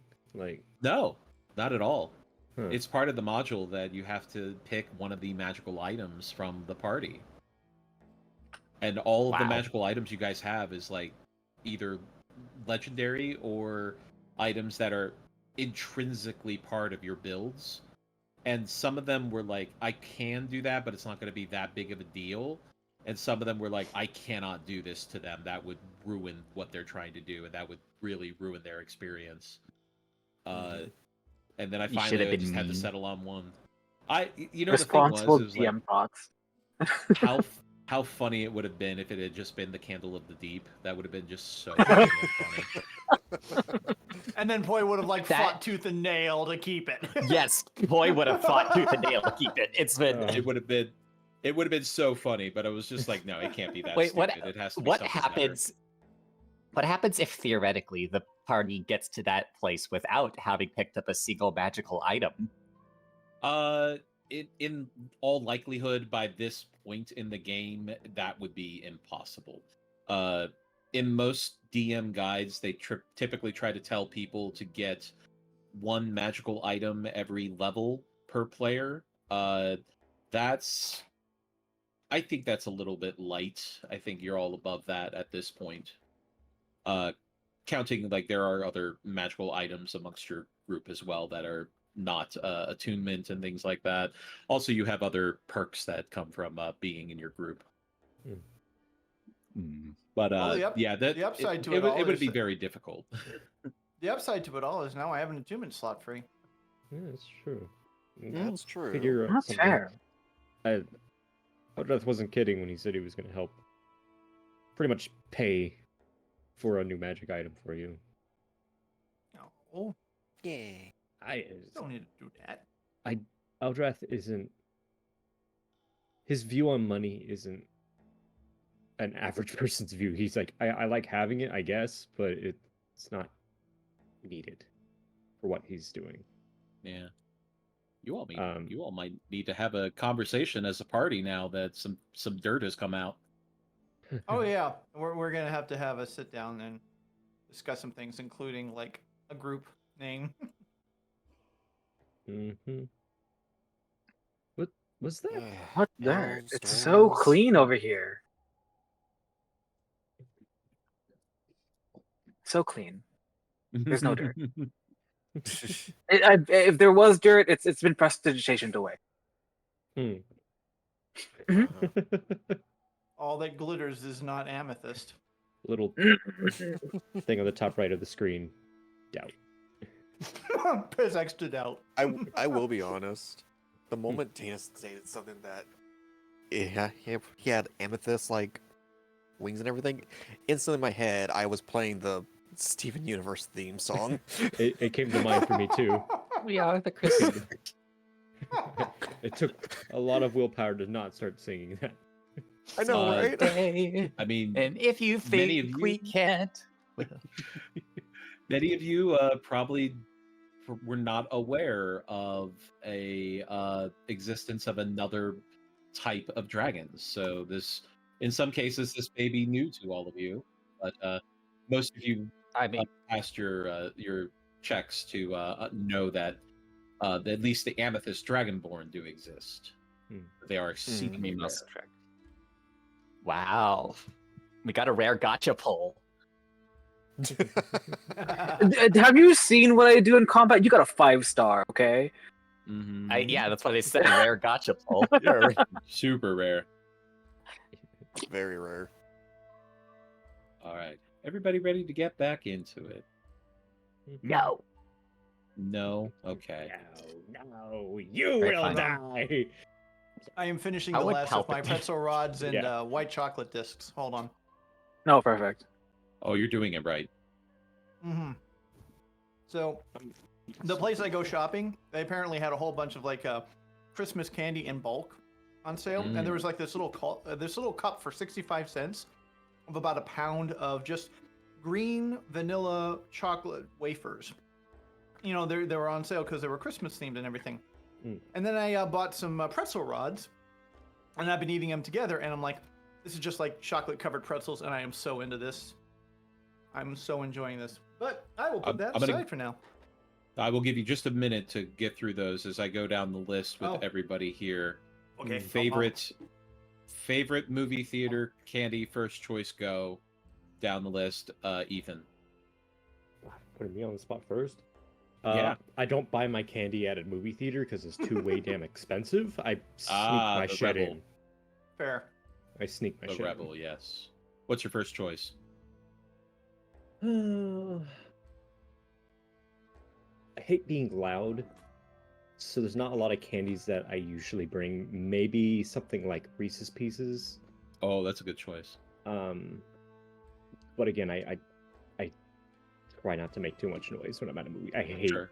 when Fair. people make too much noise at a movie theater. It's so annoying. It's like, I'm here to watch a movie. I Not to went, hear you. I went to see Nosferatu yesterday, and that movie's loud. It's so Oh, yeah. loud. More, Well, like, so like, loud. noise more seats. like noise Ferratu, am I right? Her. It's not. What would be it's your not for choice, me. Cetus? What? Movie theater candy? Between or Movie theater. Like just picking up, if you're at a movie theater going to get candy or whatever, what's your first choice? first choice. Honestly, I typically default to junior mints. Oh, that's a good one too. Good choice. Good Well, choice. not the mints, the mint ones, especially when they're like in Yeah. the freezer. Oh, those are nice, yeah. Mm. Saku, Sour Patch Kids. classic. Yao, I like box candy. I haven't been able to find them anymore because they've been replaced by gummy clusters. But normally I would get nerds. And oh yeah. yeah, the main reason is because I can make them last really long by just not chewing them. Word. Dirk. Oh. Dirk, you there? I don't think Dirk came back yet. None of the above. There we go. Right here. Yeah. Oh. Just as he said, I'm summoned. I'm here. Here I am. So you said, what is your go-to movie theater candy if you were to your first choice? Ooh, that is a tough choice. I mean, normally what I do is like M&Ms, but man, that's tricky. Even just kind of Sometimes Skittles are good if you're not doing like an icy or some sort of like big drink with it. Okay, yeah, I can see it. Like sour Skittles are kind of my guilty pleasure. Hey, those now we're things. talking, yeah. Yeah. It's like Hazel? I remember they would have the big ones, but now they like have the ones that are like the gummy ones, and those like nerf the sourness. Oh, yeah. Like I would just dig into those like big. They've turned family-sized everything bags into and just- gummies, and I don't know why. We all love Probably just- gelatin. Save money in some form or fashion. Hazel? Oh, I'm kind of the polar opposite of Ethan. I don't care who I'm annoying with my chomping, so I get myself some Whoppers. Whoppers. yes. Yeah, that's my That's mom's another favorite good one. candy. She The loves The only it. problem I have with Whoppers is they always sneak that one sickly, mushy, half-formed Whopper in the bottom that's like edged in the corner, like it knows it's done something wrong, and you have to like stick your finger in there to get it out. And when you pop it in your mouth, you're like very disappointed. Yeah. Well, and that one usually is like it's just dense and solid. Yeah. It's like chewy and it's just like I am a Whopper. I've been sick lately. I'm like, oh God, look at your brothers and sisters. You could do better. Anyway, I am simple. I am a simple man. I'm a simple otter. I like my Swedish fish. I like fish. Okay. Yeah. Fish. Love me some Probably judging Swedish. you from now on, but okay. Oh, Anyway, now that we're all loosened up, back into the heavier topics in front of you. I did want to raise the question. Did Yeah. we settle on who got the Wand of Lightning? Because I wouldn't mind having that if that's okay. I don't think we did. If that's okay. I mean, if someone else wants it more than me, go for it. I don't care. I want it. Take it. who else would? No, there Who you else go. would Have it. more? I can imagine Like, as grabs Eldrath it is from your hand. asking that question, is like, who wants this one? And there's just this otter bouncing below. Give me, I want it. Mine. Mine. All right. Well, as you all using the teleportation cube, you managed to get all the way back to Waterdeep in the Temple of Yay. Bahamut underground. Dang, I was hoping for the Astral Sea. Darn. No. Never doubt the possibilities, my friend. I don't. Never I doubt. don't. That's always in the back of my mind. I'm like, is it going to be this time? It's like- Nah, okay. Get out. I think the whoosh box gave the wrong address. But you bought it off of Wish. What do you expect? But yes, Last time I order from eBay. as you all arrive back in the Temple of Bahamut, the paladins that are now stationed at the circle stand at the ready. But as soon as they see Cambro leading your group, they stand at ease. Hi guys. Sorry, we just popped in. We need to go see. Are we going to see Lady Haventree right now? I think so. Yeah. Be best, Mhm. yes. Okay. All right. Yeah, sure, why not? Can Sure, you? why not? Well, we'll just go over and see if we can talk with her. Thanks, guys. At ease. They Yes? they do go at ease at your command. Oh. Cool. Keep on. And he will go ahead and lead everyone out. As you walk past, they give you a salute by crossing their heart with one of their arms. Oh, he gives a salute back. He's been trained to do that. At least the training but- still is in his mind. It does strike you as odd though, because usually they only initiate with someone who is considered, a higher station. Oh yeah, I think Lady Haventree gave him a promotion, but Yeah, but these Okay. guys aren't harpers. yeah, that's. Oh, Hmm. I don't know. I'll think about it later, maybe.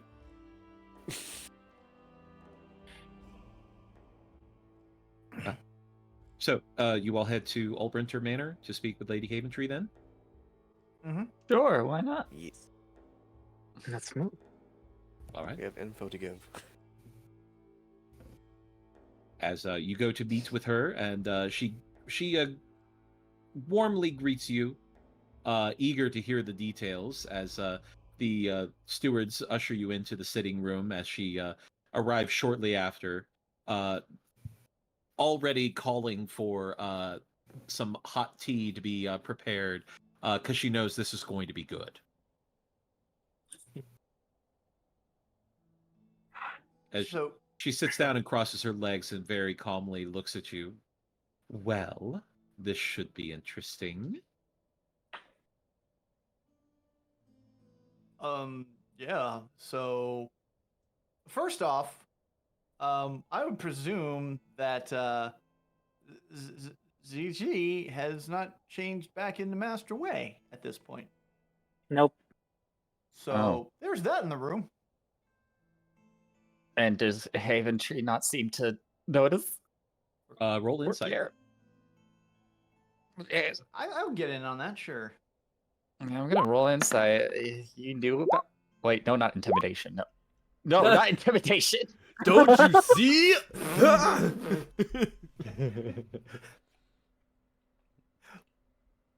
Look with your Harper eyes. The prince will proceed without rolling insight as if nothing is wrong.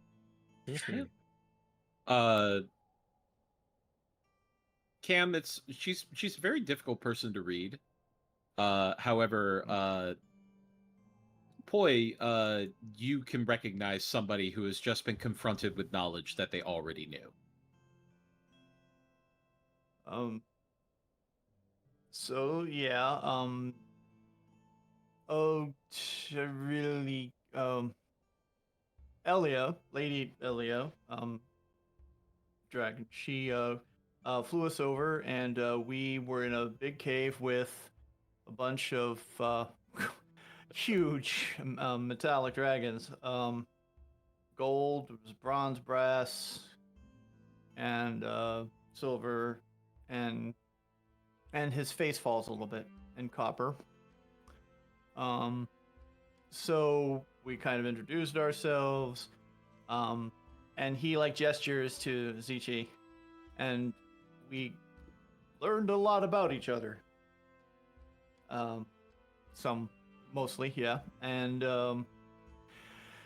so they were mostly the big old one who's kind of like, we can take care of this. We don't need no lesser races. And some of the others were like, bronze guy, Neener? No. Neener. I don't. The bronze one. He said that he disagreed with him. Doesn't want to ignore us. Elia was, I guess, okay with us. The brass one, it should probably be obvious to her that he's struggling to remember things now. And he wanted the dragon masks back, and the scales. Don't forget the scales. Would you like some help, Cambro? Oh, and the copper one took my headband. Your headband? Why would they take your headband? Said it was hers. So it was hers. Oh. So I gave it back to her. I mean, are you going to tell a giant copper dragon that no, you must be mistaken? That's not yours? I don't think so. I would have. Well, I know you would have, boy. Well, I am sorry, Cam. I did not mean for you to have any personal loss in this matter. It's all right. I can still swing a sword. That's what's most important, right? Right. But and he like turns back to Arai. Yeah, I could use some help. With that, Arai just stands up straight, and clears his throat. So, the orders of the ancients want us to go to the elves and dwarves, get them to come with us to apologize, as well as return what has been taken, along with us finding the mask to bring back and hopefully get rid of them, as they are too powerful for anyone in this plane to use. Otherwise, they'll take matters in their own hands. The playful smile that Remy was wearing previously has faded at this point as she goes into business mode basically and leans back in her chair with her her elbow on the armrest, her chin in her hand as she looks very pensively at all of you. These are terms that can be achieved, I believe, but asking the elves and the dwarves to offer up an apology for transgressions long past, that could be difficult. It would step on their pride. And dwarves are known to hold on to their pride with a death grip. Can't have Listen, pride if you're dead, though. Yeah. Couldn't say it better myself. I'm not gonna die because some. Please do not consider murdering first. Please. Eh? There are other ways. I'm. But wait, I that was- is an option? Why did you just I say so was before? I was meaning they can't have pride if the dragons do wage their own way of transgression against everyone. Just to stop Tiamat. I don't think No, they they would can do have to- plenty of pride. They will take what has happened to them during the conflict and blame it on anyone else but themselves. Pride.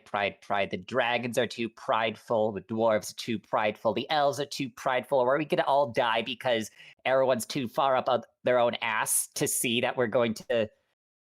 Nah, never mind. I agree with you. No, Boy. actually, I agree with that. There's a Yes, lot You of- already less- know the Yeah, answer yes. to that, though. Yeah, so-called lesser races. Yeah. that kind of hurt. I'm not But gonna we lie. still. But we still gotta make an attempt, though. If we can get them to agree to an apology case, it would be one step closer for a better future. Listen, also- should we Well scare? said. Should we put the fear of Bahamut into them? Show so that we are all collectively faced with a catastrophe and they need to zip it.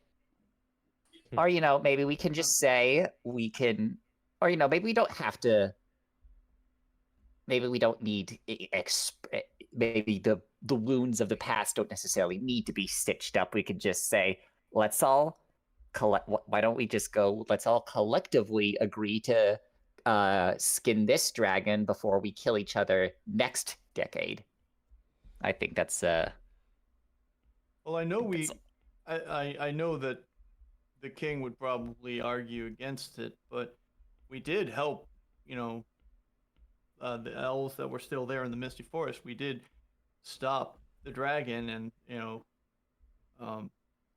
Nervane,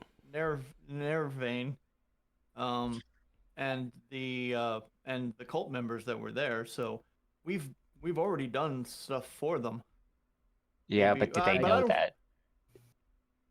Well, I mean, maybe they just need to know that. Maybe we say that we've helped you. Now, if you want Also- these big dragons to help us help you, then just swallow your damn pride and give and I mean, do it. also a little I mean, that's fine and good, but don't we also have to answer for another crime, Bastion?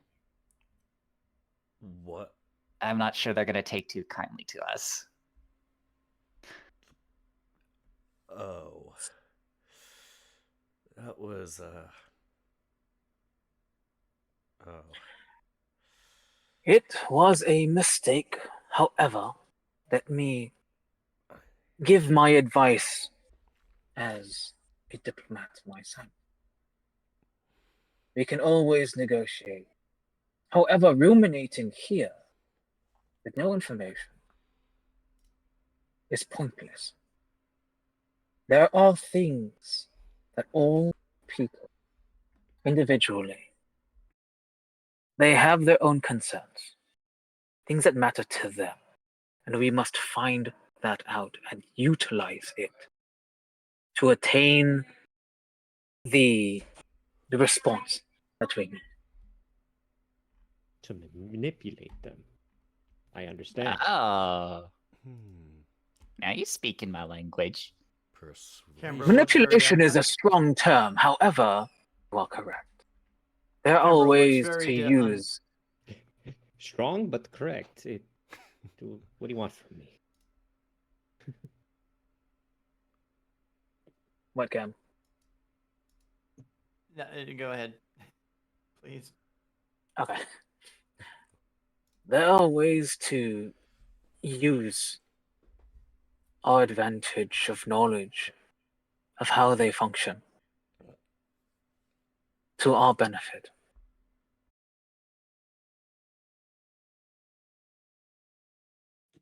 Sometimes half truths are enough. Sometimes it needs to be the right truth at the right time. What we must study.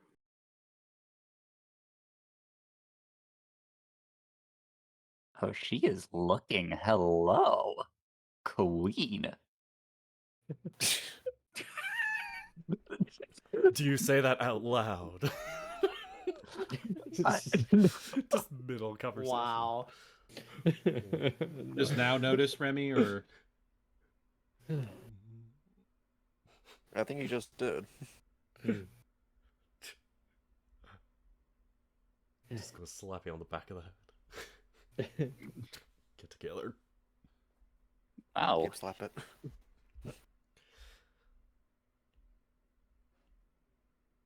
So anyway, yeah, Either way, that's as long as we get this done, that's all that matters. We just need to decide which direction to go first.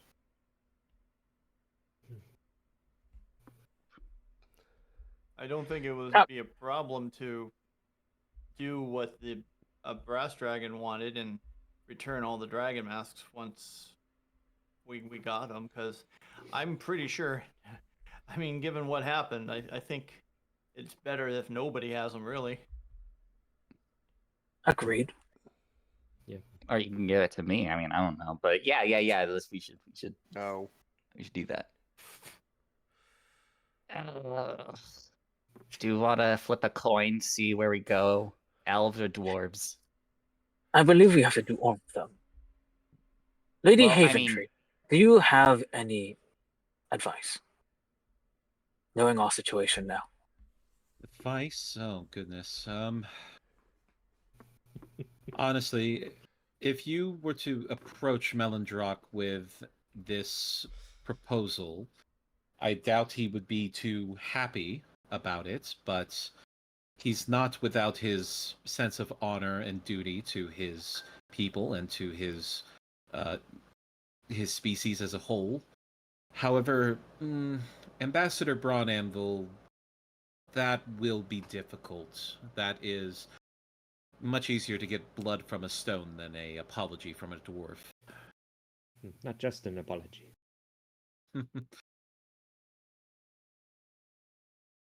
How can we wasn't there curry something- favor?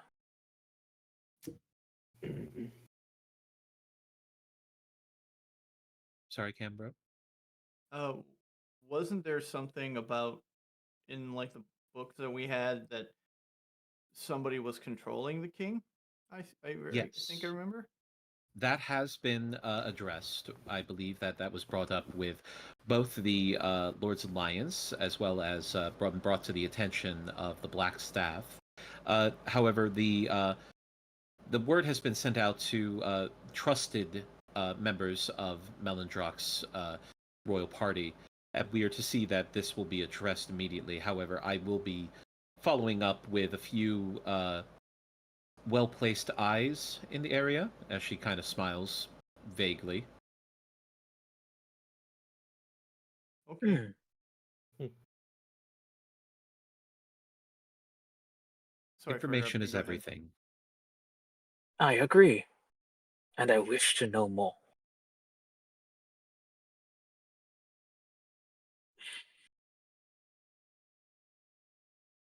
As far When as Merlin, Hmm? oh.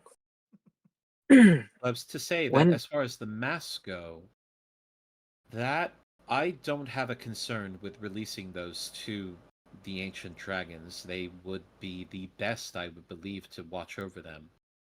However, I don't know if all would be interested in releasing control of such magical items if they were to come into our possession. That may be a difficult sell to some of the alliance. Hmm. I would say that those masks cannot be claimed by anyone in the Alliance. They're of dragon origin, and the dragons want them. So, we do not need to report of the reclamation.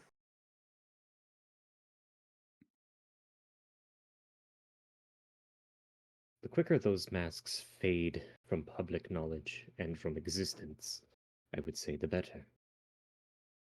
Agreed. And I would be inclined to agree, Master Eldrath, but they are items of intense magical significance that cannot be ignored.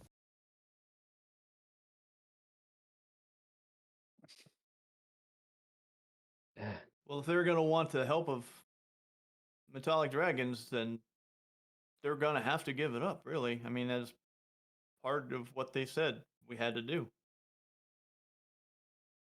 And I agree, again, that it is a good thing for us to do. I am just preparing you for the possibility that there may be roadblocks to that. It would be best to consider all of your, perhaps, responses to such accusations. It is. I find it hilarious that when it comes to, I don't know, world changing events, that even the possibility of having ancient dragons assist you is being questioned. Not by you, Lady Hammondry, but I just find it absurd. No Yeah, doubt, well, not suck it up. just the ancients, but also their kin as well. I'm not sure of their numbers anymore, but the metallics are not an insignificant number of dragons in this world.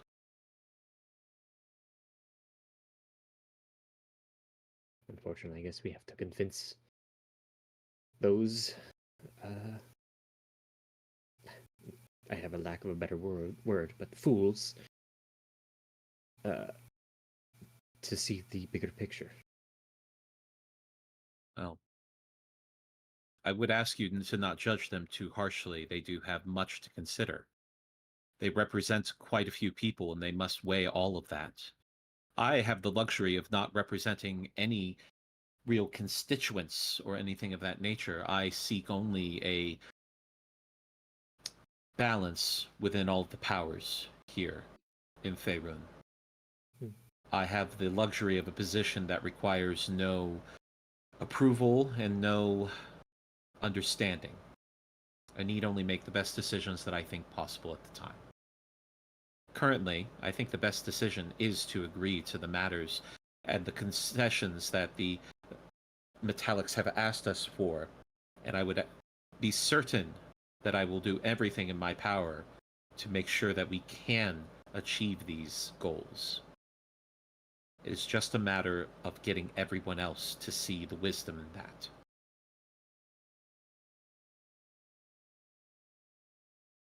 Yeah, politics. In that matter, please then keep us apprised of any information that could be used to our advantage. Once again, everyone, everything, there is a sort of price. There is a trade. For one, there is the... For one price, there is another rule. I am certain that an apology, a retrospective of what has happened in the past, can be obtained, but we must figure out that price. And we must not be too hasty, or they will capitalize on our inadequacy and ask us for something impossible in return.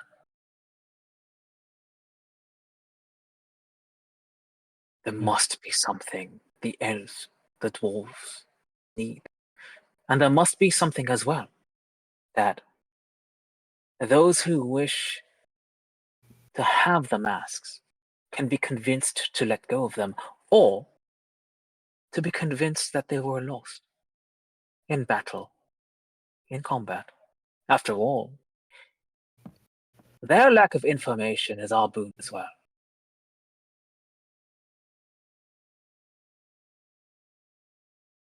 Well, I like that the latter call has gone idea. out. Hmm?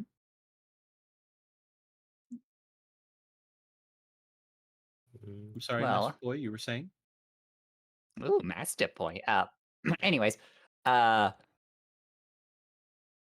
listen, I'm not that great of a diplomat. Like, I'm great at so many things, I know. And anyways, let's just say my strengths lie in like spiriting away certain affects without people noticing. So I, for one, vote we do a little bit of sneaking around. Just personally, I think it suits my interests a bit more. We don't have to deal with all this hoity-toity political drama. I mean, I second it for the most part. Regardless, we must deal with the drama. However, if we keep the politics to something that I can manage, Here's the question, Purple Man. Do you have any contingencies for if one side starts blaming the other for the misplaced masks? this is something that we must assess first, I have been saying. Or We do not perhaps would it know be, the full picture yet. as much as I want to do this stealing business, would it maybe not be prudent to have all sides relinquish their masks at the exact same time? Have them see what's going on. Have them see their adversaries give up their possessions and might ease up their grip on their item as well. That is an interesting solution. To do so, we would need to have an overwhelming argument all at the same time. And could we perhaps invite one of our dragon clients to show up? I think we have one who might be willing to act as a representative. One or maybe more. Especially if one is so adamant acquiring the masks themselves. Listen, it seems to me that there are many wounds that run deep, centuries of grief and turmoil. So I don't think corresponding over what do the kids use these days, hummingbirds, is gonna help patch things up. I think we all need to sit down. We all need to have a nice, classic, good old therapy session. I would only wish that it was so simple.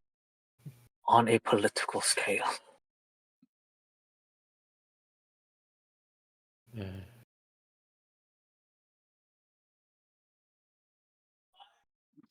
Regardless, we have leads to one thing that we can affect now. We also probably have a date for a council of the Lord's Alliance. When would that be? Yes. We've already called for it, actually, as soon as you had left. We expect it to be within the next 3 days.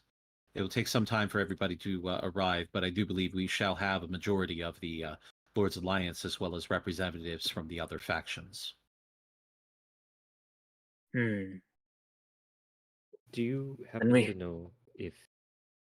Sorry, Master Wei, or she...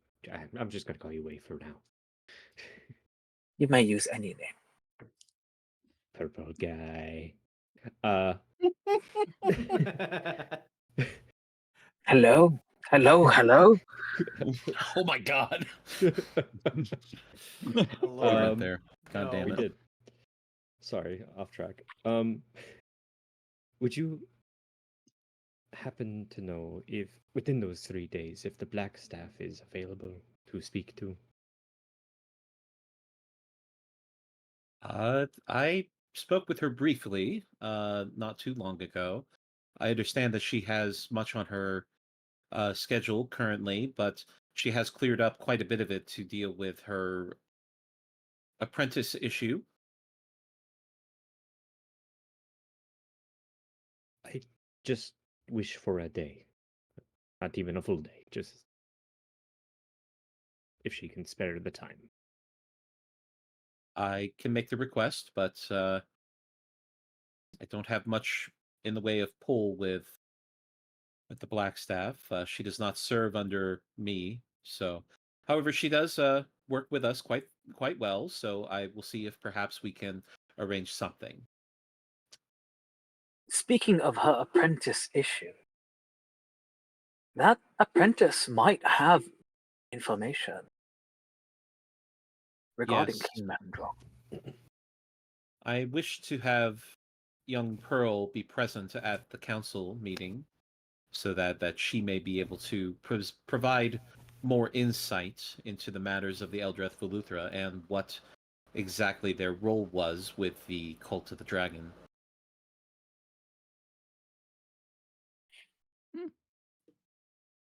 We have 3 days to gather information before the council. Hmm. I believe that is the best way that we can use those days. My understanding, one of the clerics of the temples has been meeting with uh, the young Latine, speaking with her on the matter. I hope that has gone and become fruitful. Perhaps she has been more willing to release more information. Is she doing all right? To my understanding, she is cooperating. That's As good. to That's her good. state, I don't know. Mm, This I cleric, believe however, I believe is one of the of one of your temple, actually, Cambro. Oh. Uh, I believe it was somebody.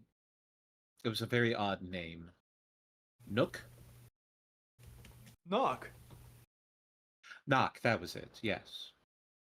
Oh yeah. He's a good kobold. That's. It would seem that they had asked Baruch, but he was unfortunately occupied, and they offered up Knock's services in hopes that perhaps it would benefit both the young Latine and young Knock as well. I would believe it would be a good idea for us to meet with both of them. If not today, then tomorrow. As soon as possible. Indeed. I will have misses to send out, and I will need to arrange for some extra eyes spread out, if I can spare the numbers. Hopefully I can. I...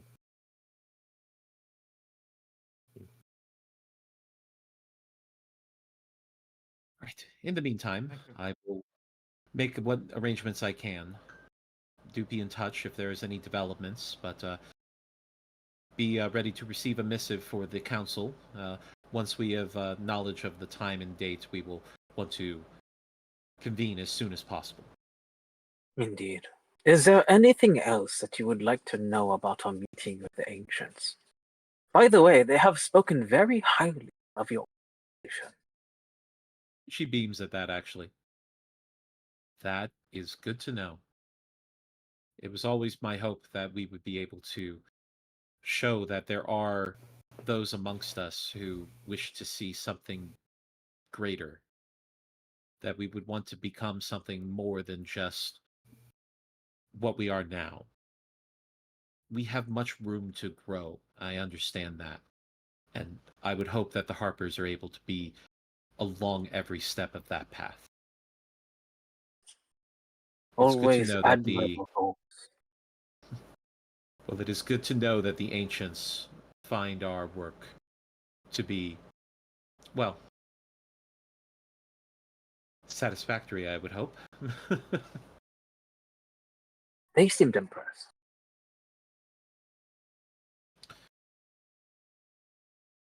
Well, in the meantime, all of you go and do try to prepare yourselves as best you can, and we will see if, hopefully, we will be able to address these concessions that the dragons wish. Oh, Lady Haventree, did you get our steeds as well from when I left? Yes. Thankfully, it seems that they did not require any food. However, poor Fernando has been very confused with how to care for them. I would probably ask that you take them with you now. He has been quite distraught, I'd say. Oh, didn't mean to cause any problems. Sure, of course. Well, he's not used to things that fly, I would say. He's mostly used to horses. And while there are some kind of like horses, they are very much not. True, Krags isn't a horse. Okay. Thank you for taking them in, and we'll take them off your hand. If Hmm?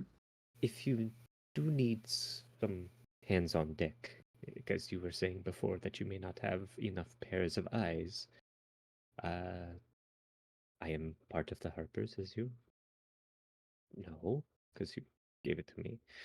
I can help. Is basically what I'm saying. I will keep it in mind. Certainly, I will have need of your skills.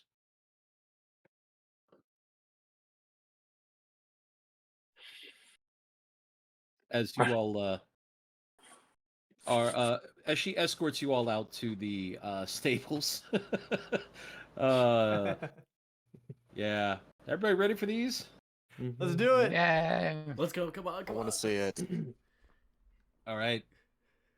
As you approach the stable, and at first you see what appears to be a kind of a draconic horse-like creature. This would be Toklara. Ooh. Can't see anything. A strange mixture of draconic and mammalian traits form into the shape of a longma, a horse with draconic scales and wings. Fuck Ready? yeah. Whoa. See this where you look on in roll 20 because it was showing up there. Yeah, I can see it now. Took Oh, a bit okay. to load. And then you see a elevated, levitating, large, flat creature A flat thing. that some of you perhaps might recognize as a manta ray. This would be Lupe. Ooh. Ooh. It's Moana's grandma. Large, elegant. Please don't say things that will make the mouse come after us, please. Sorry. They I have cannot eyes and survive ears that. everywhere. They will nuke me Whoa. from. They will nuke me from orbit. You understand? Sorry. Dana, I heard something interesting happen on stream today. Wait, why is this thing so strong? Oh my god. They are surprising. They have stats. They do have stats. Oh. In the you see a one of the stalls, a very disturbing skeletal-like horse. That the gaps in between the bones are filled with this strange, dark, necromantic energy as you meet Amicus. Amicus! I love it. Good with children. Excuse me. According Good with to children. What was hold that? on, hold on. According to Arise data on Amicus's personality, Oh my gosh, he is I'm so described as being quite friendly. It fits the name, I guess, but alright. Yeah. As Alright. I you love all him. see in another stall, you see what looks like a very wide-bodied, sturdy, muscular, fierce-looking predator, a saber-toothed tiger with white fur, black stripes, these powerful wings that come off of it. As you gaze upon the mighty creature known as Steve. Beautiful. the greater Steve. The greater Steve. Oh my lord. Isn't I'm crying. He goes by I'm many crying. names. Strong, powerful. He Hey, goes by- Steve. Is that how you call him? Steve is, of course, to be reckoned with. That's cute. Oh my god, I'm tearing And Go up. by then- many names. Mountain Slayer. And then, of Thunderlion. course, last but not least, waiting patiently in the back for Cambro is none other than the good bear himself, Krags, but with wings! Wings! Let's go! Look at the bio and info. Craig says wings. Let's go! I love these. These are also well done. Oh. I'm the happiest I need to I've ever draw out been. Lupe, actually, but I'll get to it. Yeah, no, don't worry. So that's just a placeholder for the meantime. I have gone through and I have adjusted all of the stat blocks just to reflect some things about the flavor to give it a little bit more personality. Like for example, Tok'Lara has just a little bit more AC to represent the dragon scales. Lupe has a swim speed instead of a land speed. Amicus is considered technically is still considered a celestial. Barely. Sure. And like we're right on the edge there. So there is that. But yeah, all of them have been adjusted just a little bit slightly to make them a little bit more akin to what you have described. So there are your greater steeds. Those are Now, of course, awesome. remember, Greater Steve. and Steve, the greater Steve. Yes. Remember though that these creatures, once they lose their HP, they do disappear, and you will not be able to resummon them unless you are able to cast Find Greater Steed again. Okay. So just keep that in mind. So they are, however, able to fight in combat, and also any spells that you cast on yourself are also cast on your mount. Ooh. Nice. Very nice. Oh my god, invisible flying manta. Yep. Yes, indeed. Yeah. Also, personally, I just picture Poi riding the manta ray like that kid riding the keyboard in the '90s internet poster. I can see it. I was thinking like I was a just treasure surfing. planet. Okay, that Like, too, you know, but those- you know. Like Silver Surfer. Like, you or know- something. Well, you know the treasure planet?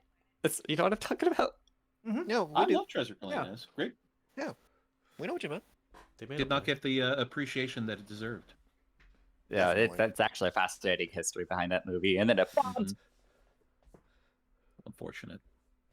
I simply say it's because the captain was too hot. Yeah. Well, also, Yeah. Wow.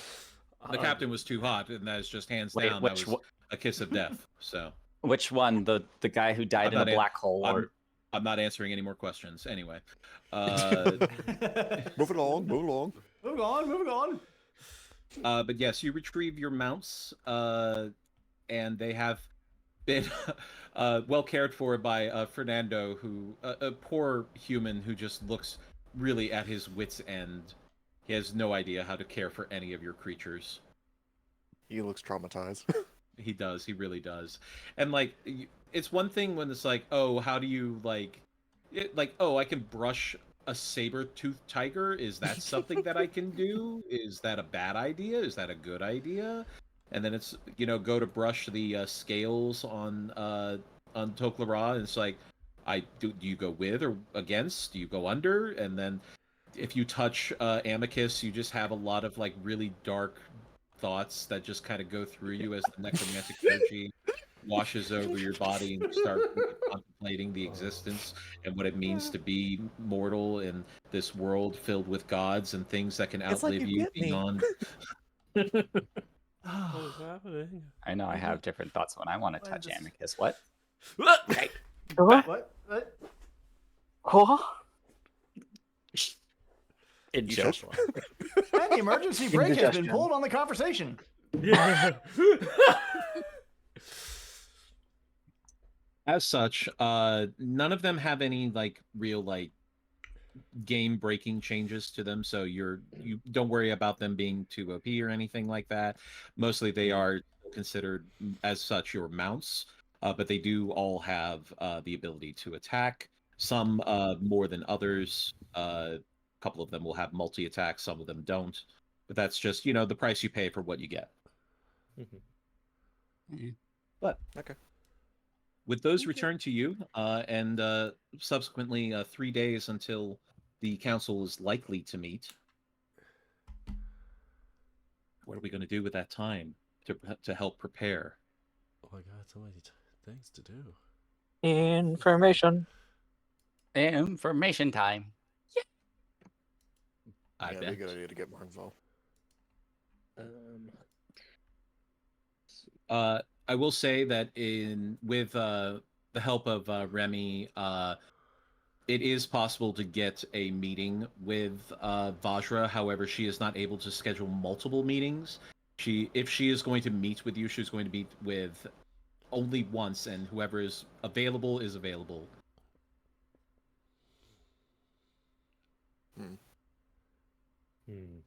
So if you need to speak with Vajra, you're all going to have to go together. Die. Well, I think Pearl and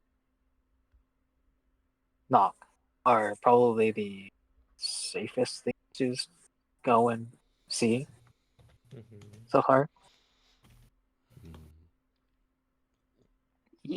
Okay. Where would I you mean, I want to wouldn't start? project.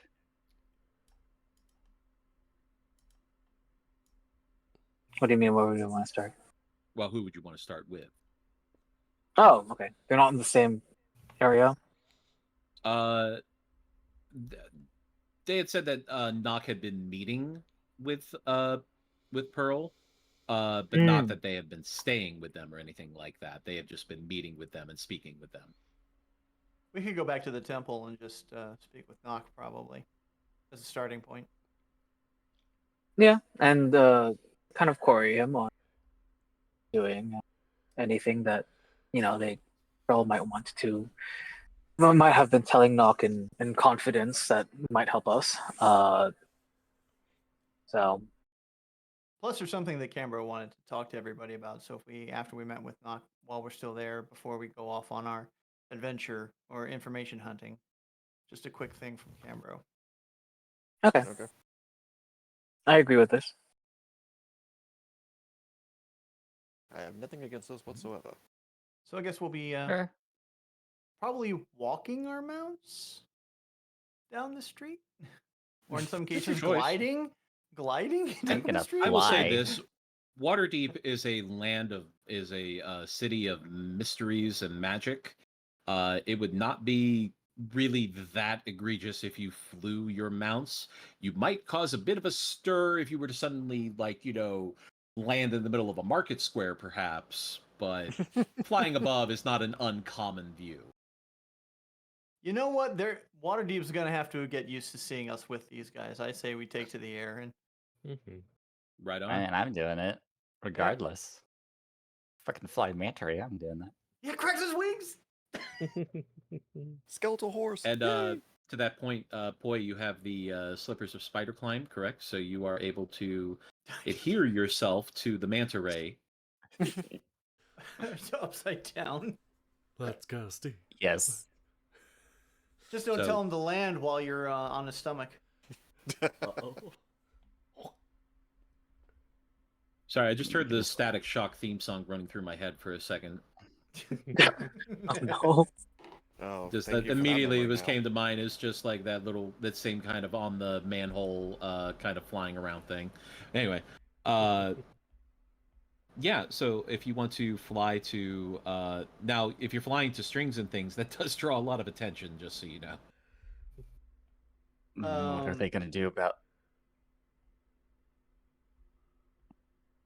Is there a We place? gotta give them. Sorry. Is there a place continue. we can like store them temporarily? Like, I Yeah. know that I know You can that store them at the Yawning Portal in their stable for copper a day. There's also just in general because they don't really need maintenance. Yep. You can like be dropped off in a less conspicuous area, and then just keep in contact within a mile and allow them to kind of do what they wish. Because remember, you have perfect telepathy with your mount for a distance of up to a mile, and you can always call them Oh, back wow. whenever. Yep. right. So I'm you just can- I'm just concerned about the Waterdeep Animal Control Officer. I don't think he stands a chance. I love the same char. I think one look at all of them, they're probably gonna go, "I'm not paid enough for this." Yeah, he just Look, like drops the net. I quit and just runs Most- off. I mean, most of them are with the Emerald Enclave, so they probably wouldn't want to disturb them too much anyway. No, you'd be able to inform your mounts. They're smart enough to understand to stay out of sight, either on top of the rooftops or somewhere where they're not easily noticed. As long as, and like Yao saying, if they're within a mile, you are able to summon them to you. Cool. Okay, yeah. Just keep around. Keep close. And before Amicus, the Death Pegasus, seen with a bunch of children having fun. Having a great time. Giving them free You say pony that like rides. that's such a bad thing. Jeez. It's great with children. This is great with children, not their parents. A parent tries to take off their kid from Amicus's back. He shoots like death beams at her, and she like shrivels up. I was thinking more just a parent just has a complaint. Why my child is having a phase right now. Okay. Let's continue though. But as you enter into the Temple of Bahamut, it is slightly more busy. You do note that there are. It seems that there are some more clerics and some more paladins that have been brought in. The number of like humanoids that are brought in is definitely much higher. A lot of the Dragonborns are still present, of course, but they're definitely being bolstered by numbers from other locations, it would seem. As currently at the altar is Baruch and Nock, as well as another cleric who appears to be of a half-elf descent. And as they are speaking in earnest, it would seem, as Nock sees your approach and waves to you, and Baruch just excuses themselves from the conversation and moves towards you. Cam, it's good to see you again. I heard you would return, but it seemed you had to get to Remy's as soon as possible. Hello, Baruch. Hello, Nock. It's good to see you guys again. Yeah, we just got back. We gave Lady Haven Tree. We told her what we saw and talked about. We were hoping that we could have a chance to talk with Nock. Doc looks a little surprised. With me? Mm-hmm. I mean, that's what we agreed on, right? I mean, that's what we. I suppose. If that's all right, as Baruch looks down, smiles, and nods. Of course, of course. I will just be attending to some matters. We are discussing with. Well, I suppose I can tell you, Cam. We're discussing bringing the Platinum Guard to here, to this location. It is more secure. We are concerned with the other champion of Tiamat having one of the items, one of the trio. We would prefer that he not get any more, so we think that it Right. might be best for it to be here. Yeah, like I would agree with that. Just be very, very careful about who's around it. Yes. Had an artifact slip away from us for similar reasons. So Indeed. We are working with some very trusted friends within the Harpers and the Order of the Gauntlet. We are hoping to create a very discreet but secure caravan to ferry it here. But the devil's in the details as he covers his mouth. Perhaps a yeah, he just poor like idiom. recoils a little bit about that. A poor idiom, sorry. It's all right. It's all right.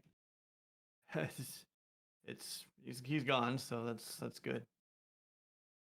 As he pats your shoulder and gives you a warm smile before just excusing himself and leaving. As Nock looks up to you, smiling. So, what do you need to ask? Let's go somewhere a little less busy. Ah, okay. As he leads you over to one of the tables in the what has now basically become the canteen. It is very less crowded in here. It seems that people are more busy than they are hungry. So I'm assuming the party is with, or is anyone not accompanying? So that's up to everybody. If this is considered a private matter, it's up. I suppose that's up to all of you. Zichi will be there. All right, we'll be there. I mean, if you don't mind, I guess I'll be there. We're all in this Sounds like together. sounds like everybody's there. Okay. Alright. Before things move forward, Zichi will bring everyone close together and say, "Hold on. The wolves may have ears." And he casts various telepathic bond as a ritual to all of them. As you are all now able to talk to each other telepathically. Oh, cool. Hi. I'm There's in your wolves head. here. Oh, that is quite unusual. Oh, we did this before, Hello, though, hello, didn't we? hello, hello. Can you hear me? Oh, yes, we hear you, Cam. Oh, okay. Sorry, I think I was standing too close to someone. Just try not to think too loudly, I think. Did you hear Hey, that? do you think It's if you not go a into problem. Hey, do you think if you go to Bastion's head, you can hear an echo? Stop it. He's like, camera was just like right next to Bastion when you said that, and that's like, oh, that's where I got. Never mind. Gives a mean stare. Meme stare.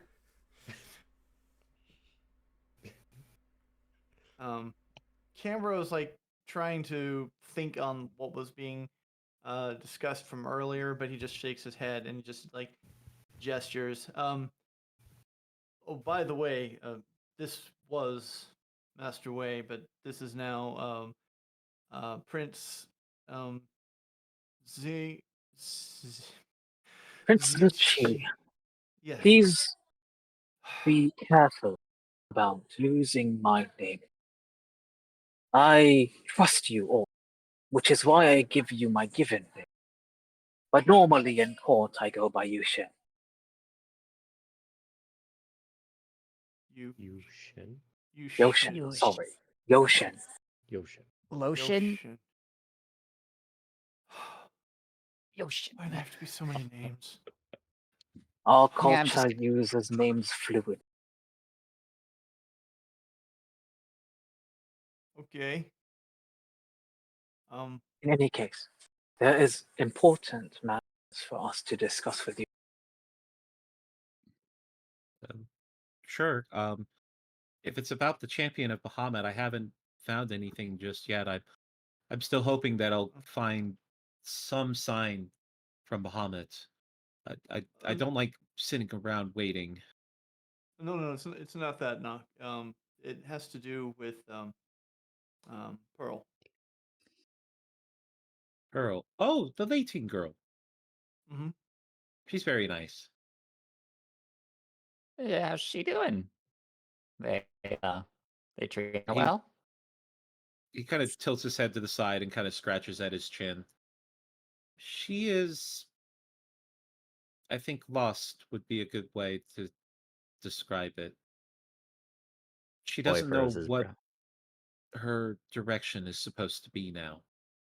I've tried to talk to her about losing her family, and I want to help her find peace because I know that she will need that peace in order to move forward, but it's difficult. However, we've been playing chess a lot. She's very good at it, but she doesn't seem to like it that much. But it's about the only game I know how to play. Well, good. She's lucky to have a good friend to take care of her. Has she Oh, spoken about anything regarding what was happening to her? Anything new? mm, she expresses a lot of regret, wishing that she hadn't fallen for all of the lies that were told to her. But she did mention that there are people within this group, this Eldreth, the Eldreth Valithra. They seem to be split on this matter. This is not something that the rest of the group was trying to be a part of. They were actually trying to stay out of it. But it would seem that this one leader of their group was able to convince them to allow some kind of action, although I don't know the full extent of that. She hasn't really gone into that. Does she know? Does she know yet that Sunflare still breathes our air? As he kind of looks a little disturbed by that.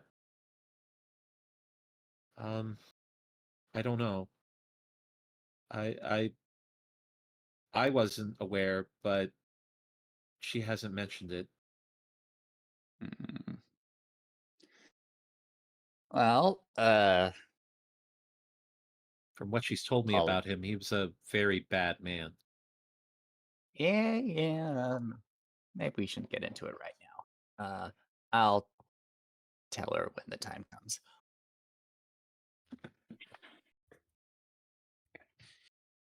I do actually expect you to take charge when we speak with Pearl Boy. She seems to be very fond of you. I mean, who wouldn't be? Fine, I'll take it seriously. Yeah, I know. The silence is palpable, even in the mines. Did somebody think of crickets? No, I guess it was was just the me. crackling of pork skin. I'm hungry. Pork skin.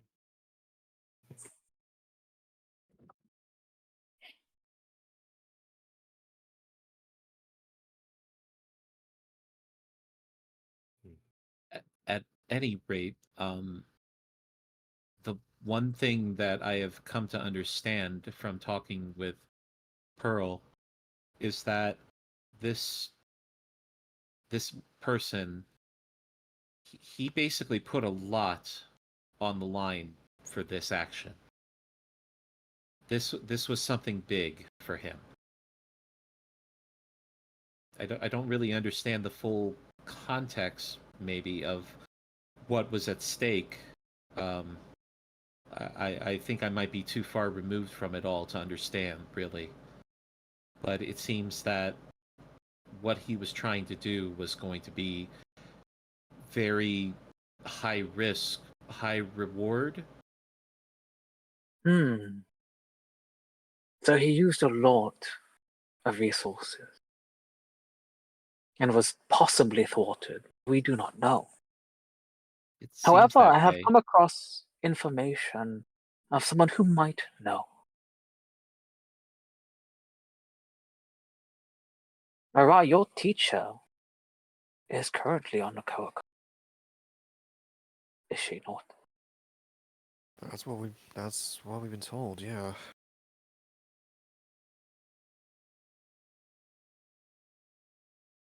I would Could be, wonder yes. if we could have an audience with her quickly. Assuming she doesn't hop somewhere else, yeah, possible.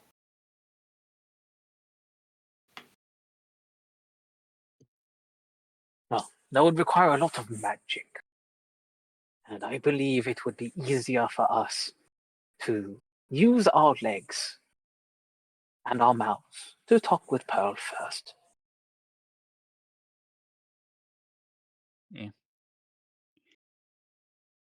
All right. Thanks, Nuck. We appreciate your time. Of course. As Nock looks over to Poi and kind of reaches out a hand to you. If you want help finding peace too, I'm always here. Boy raises a brow. Huh. Boy really just doesn't know where this came from, but yeah. I'll take you up on that. I mean it. I can tell when someone is hurt, and I can see a lot of hurt in your face. Uh, He did things. I get that. As he well, kind of rubs at his arms and his shoulders. They did things to me too. hmm. Ah. Well, thank you for the thought, Doc. It means a lot.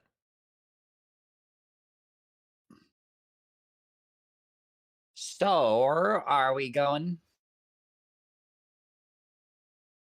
Days a It wasting. would be the best use of all, most likely. Unless, Nock, you have something else you'd like to say. There is a... Baruch has told us a little, but there is a commotion that is going on in the temple.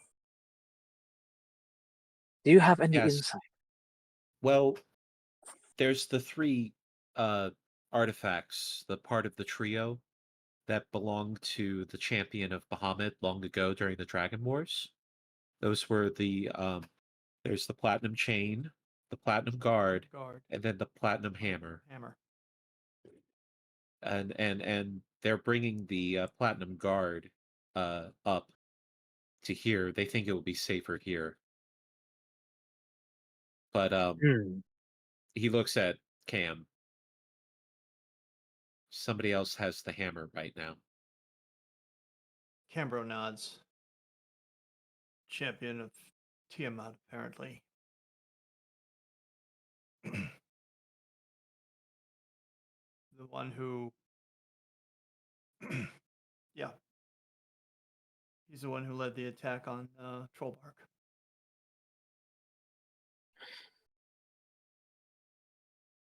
Worry not, both of you. We will dispatch them. I don't doubt that at all.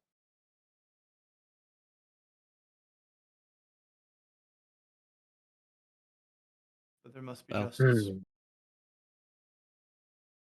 Well, also, remember, Cam, there can be no victory without hope. And I've got a lot of hope in all of you. Cambro smiles and like puts his gigantic bear paw like on Nock's head and just kind of like rubs it affectionately. You're one of the good ones, Nock. Thank you.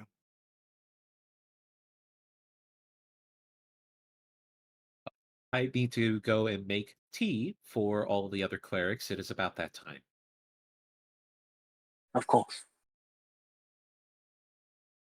Thanks again. As he bows to all of you and then goes off to prepare tea for quite a lot more people than normal. I hope he has a cauldron. He'll make do. He's pretty good about multitasking.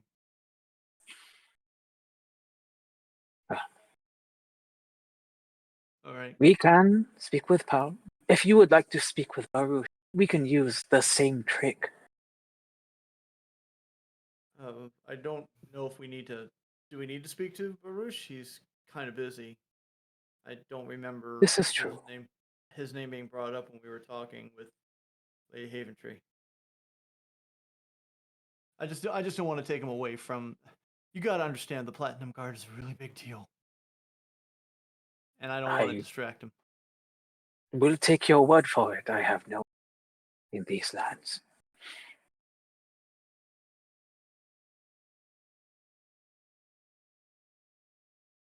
I am curious about the half-elf seems to be. However, if it is not important for now, we should speak with Pearl while daylight is strong.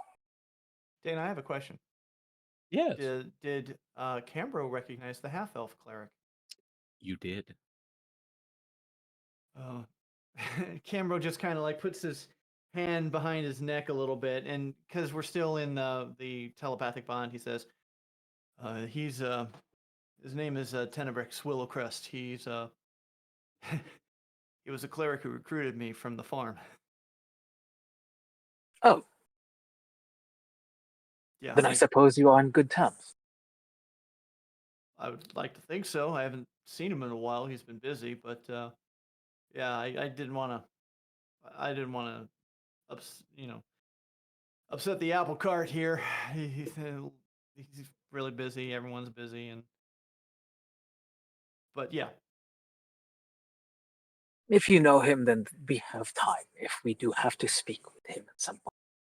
Oh yeah, if we have to speak to him, I'm sure he'd be happy to. We're on good terms as far as I know.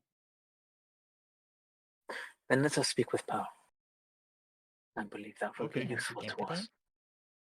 us. Where is she, by the way? Well, as you all move towards the main castle in the High Ward, down into the dungeons. As they take you far down, down, down to the very depths of the dungeons. These are the dankest, darkest, very much the deepest pits that one could put a prisoner in. And there are several types about you. Definitely look like the not so good types. Lots of crazy eyes, a lot of very scary looking people, very strong looking people. But then in the very back, as you were led by several guards for the Waterdeep Guard, is Pearl in a cage that is marked on each bar with several very intricate runes stretching all the way across the bars, onto the floor, onto the ceiling, and onto the walls behind her. Go ahead and give me an Arcana check if you would like I'll to do it. know what those are. Let's go. Sure. Nothing good. I don't think so. Cameron's not even gonna try. Yeah, me neither. This is not my place. Yep. Yeah, not your wheelhouse. Don't worry about it. Eldrath, looking at them, the symbols look very much like it. They seem similar to like the script you have seen for Counterspell in some books. However, it's not quite as immediate or instantaneous as Counterspell is. However, the rest of you all recognize these symbols to be those of anti-magic. Huh. Interesting. Oh. They have a cage that is designed just for magic users. So a Faraday cage? In a way. For magic, yeah. Mhm. I'm thinking you of like once. Magneto's all glass enclosure in X-Men kind of thing. As to be expected. If I was trapped in one of these cages that was not anti-magic, it would have been a simple matter to get out. Would it be a simple matter if it was an anti-magic cage? I would have to think about that. And to realize the lock. This is all I'm through good. the telepathic bond, I'm assuming. Yeah. Mhm. Yes. Is it still So going? you're suddenly talking about breaking out one of the inmates. I think there might be an issue. Yeah. All right, Poy's gonna sidle up to the cage. He's gonna knock I on think the bar.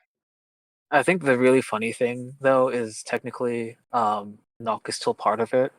So he would be hearing We can possibly. choose. We can pick and choose who to include. I think so. Do we? You would have to recast it. Only when You would it's have to cast it only again when to it's be able to. cast, yeah. And but unfortunately, because she is in a cage of anti-magic, it would not work on her. Yeah. Oh yeah. But as Poi goes up and knocks on the cages, the bars, the guards cross their spear butts in front of you. As Pearl looks up, I don't blame them. I am kind of dangerous, apparently, as she looks around the cage. Hey kid, how you doing? Well, not the most luxurious stations, but I am here. In a bit.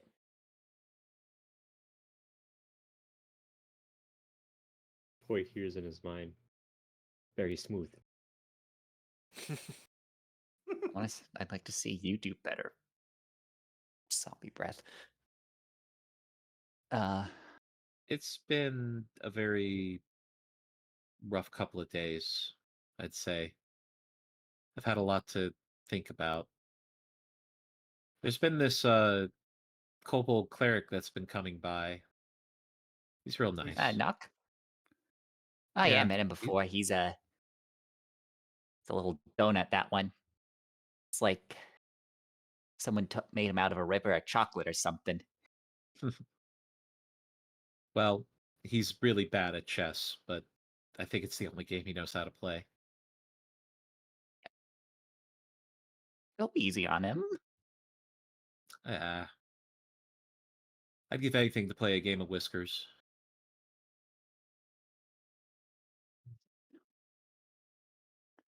So, Poi casts Exposition. Just give me a history check with advantage.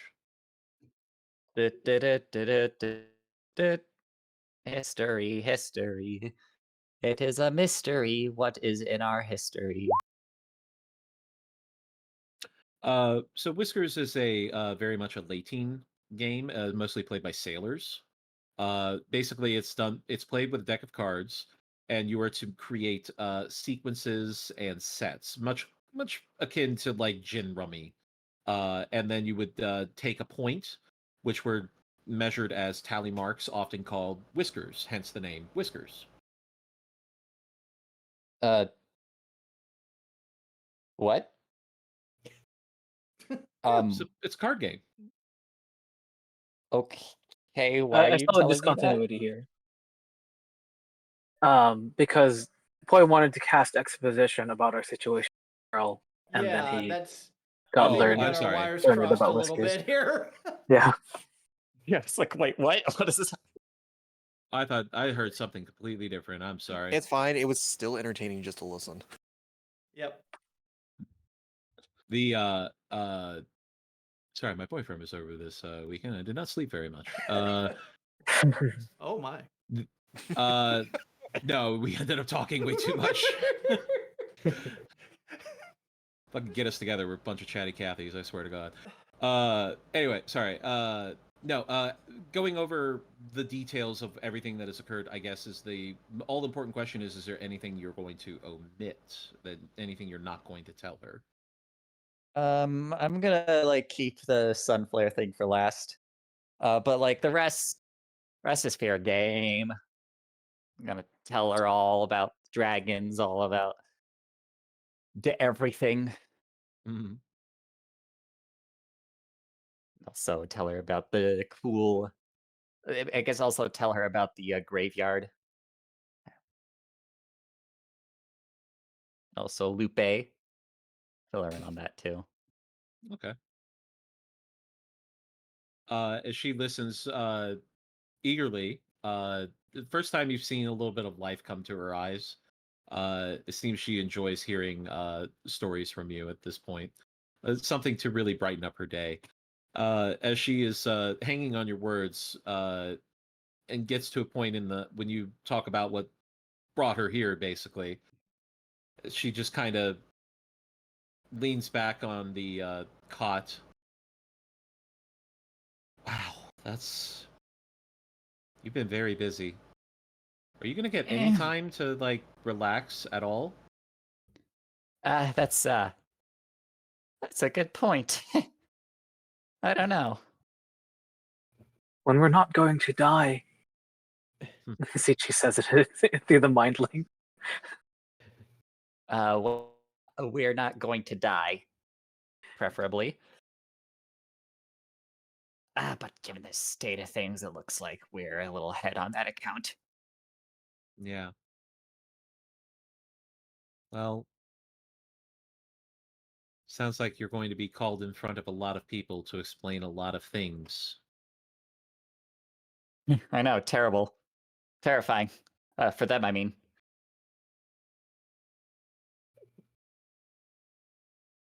So, I guess you came down here to learn what I know.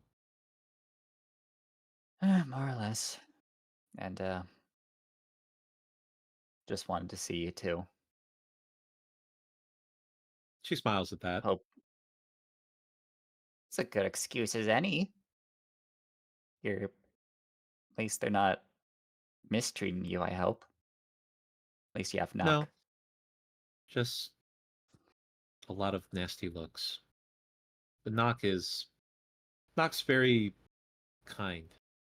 He is a judge. I like that about him. Poi tells Pearl about his adventure with Knock in the Mindscape. So yeah, there was like this big the bear guy, Cambro. Yeah, he had like this. Really uncomfortable at this point. Like we got to go into his mind and we got to see all like his childhood trauma. It was like amazing. You should have been there. Boy, Dick. you don't need to go into that much detail, okay? Just saying, Knock was a valuable asset. You could have That's all just I'm said that saying. and didn't have to go through all of that. Oh, but you should have. It's okay. Don't worry about it. You all have been a great help to me. Anything I can do to help you back is not going to be enough to repay what I owe you. But I can tell you what I know. And wait, before we get too off the topic, I guess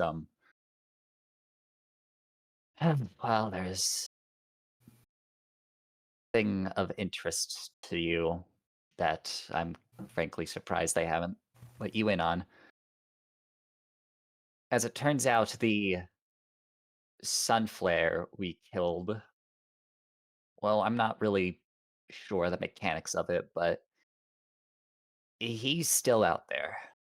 We tried speaking with the dead, and it turned out silent. According to Vajra, or was it basically he's still lurking out there. Not sure where. As Pearl's eyes go wide for a moment, and then she kind of looks down at the ground as she seems to be in deep thought. The clone spell. Yeah. This is what Vajra explained. As she's thinking on it, and her eyes get wider and wider. Boy. Sunflare dedicated most of his resources to the Misty Forest. He was trying to convince those back in the Evermeet that they needed to embrace this action from this sect of the Cult of the Dragon, but they were hesitant because, they're crazy. They're trying to summon Tiamat, for Christ's sake. It's insane. Like, why would they do it? But he was trying to tell them that it was a great way to disrupt Faerun, to get a foothold. He dedicated so many people, so many resources. Boy, he doesn't have an army at Akoa right now.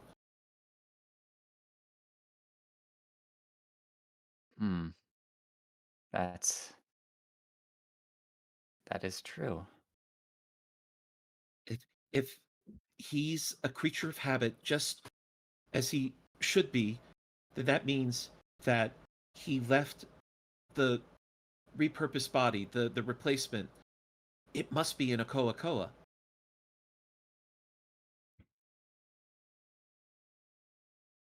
Always All putting things- the thing.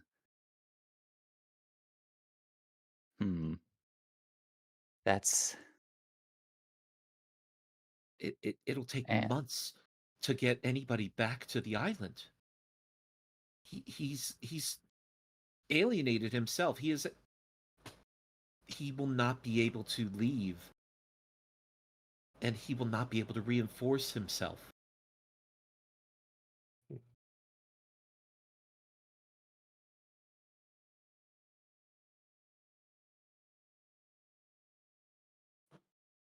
Huh.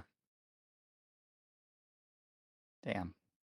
That's a good point. So we don't have to concern ourselves with him.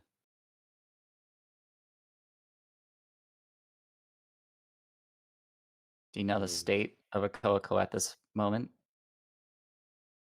I've never been. No, it's I could not convince. good.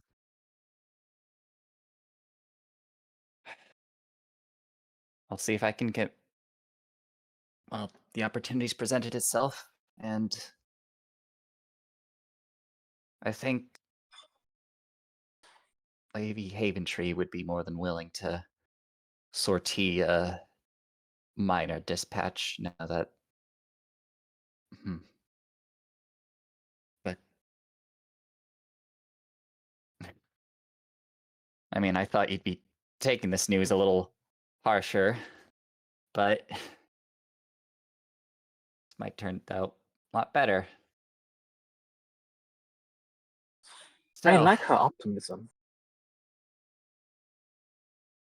As she stands up and moves forward to the bars and grips them. Boy, killed my family. I don't have any love for that man at all.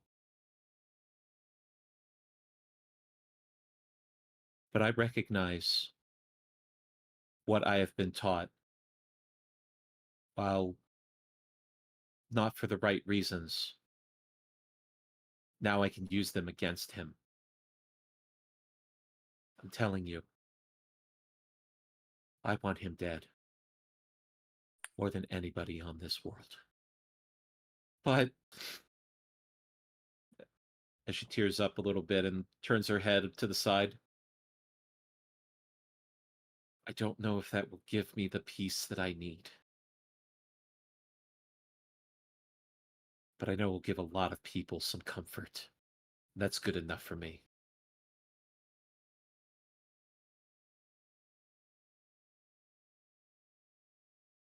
You and I are a lot alike, you know.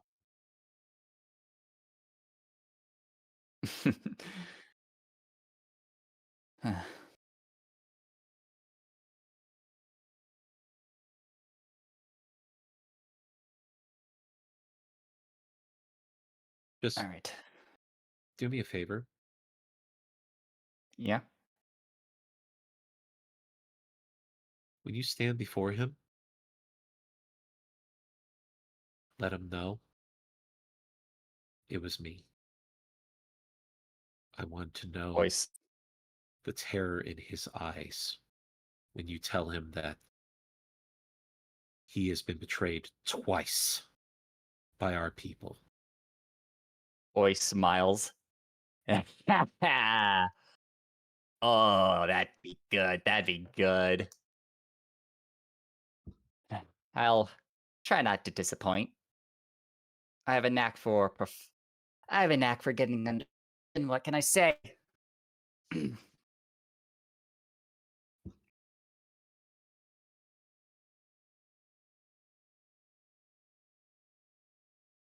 Now, on to other matters. Suppose we should discuss our dragon situation.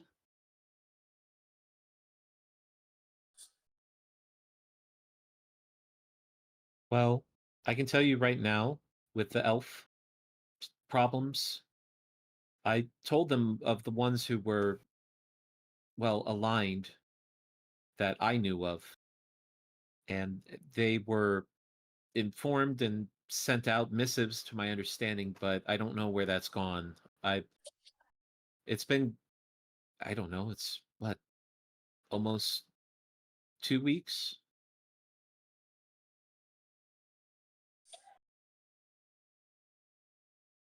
Hmm. I'm hoping that it will be resolved, but I don't know. Um, oh, there were some sympathizers within the court, I understand, but they weren't really of any big position within the like the royal entourage of King Melindrock. I think it was just the one person who was supposed to be his attendant. And who might that be? I don't remember their name. I've never met them personally, but I do know that they were acting as his personal attendant. They took care of all of his daily matters. So they have plenty of opportunity, and well, to my understanding, they are very good at casting those kind of enchantment spells. So it seems that he's manipulated Melindrock at least in some degree. Any distinguishing feature, anything that might help us ascertain their identity? Well, I mean, the king only has one attendant, so unless he has more at home, which I don't think he does, or well, I guess maybe he does. I don't know how royalty works, but I don't know what they look like. Just that they're an attendant. But when I told them that, they did seem to understand who I was talking about. Right, okay.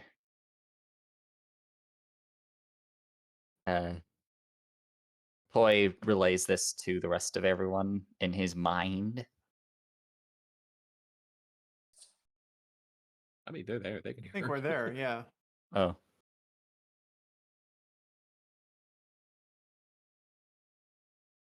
Zar, he says in his mind, what do you make of this?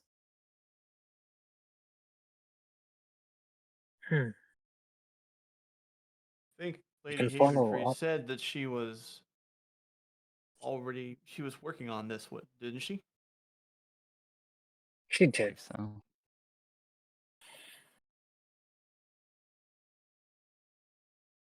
Hmm. Zetri speaks up. Her,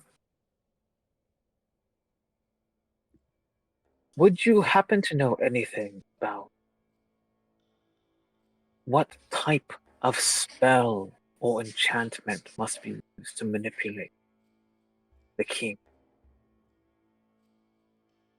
Um, well, in theory, if you're talking about a long-term plan, you would only be able to control his emotional state or his train of thought for only so long. You wouldn't be able to do it on a long-term basis unless you had him under some very deep gesh or other kind of manipulation.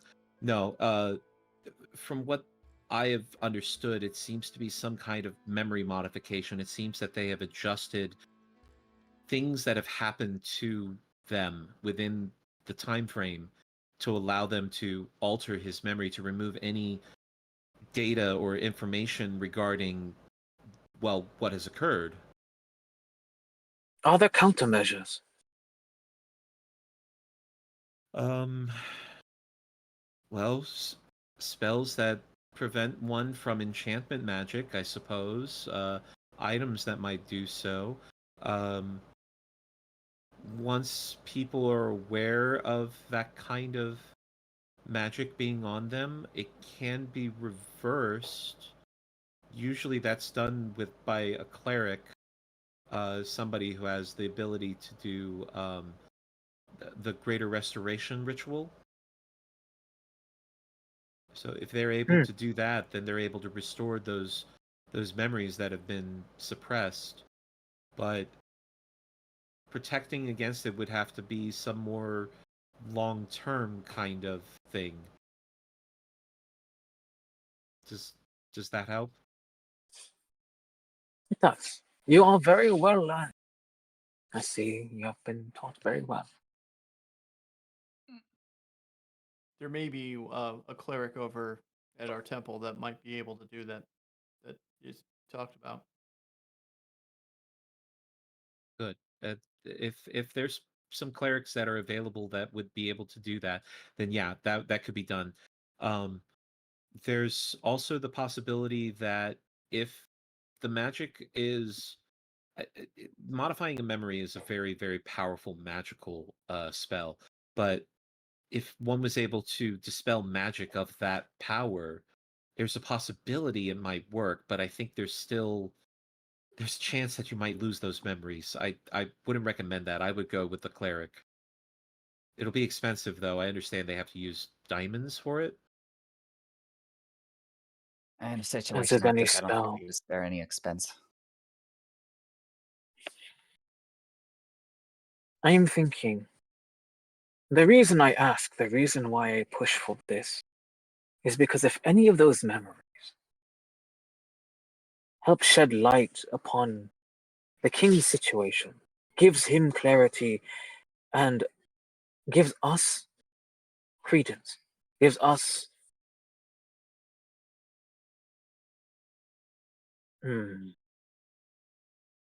I suppose trust, allows him to trust us. We could use that momentum to allow him to reconsider also working with the metallic dragons. Well, from what you're suggesting, if they're asking him to basically apologize for the things that his ancestors have done, I mean, that's that's a big embarrassment, right? Like that is going to be a hard one to ask for.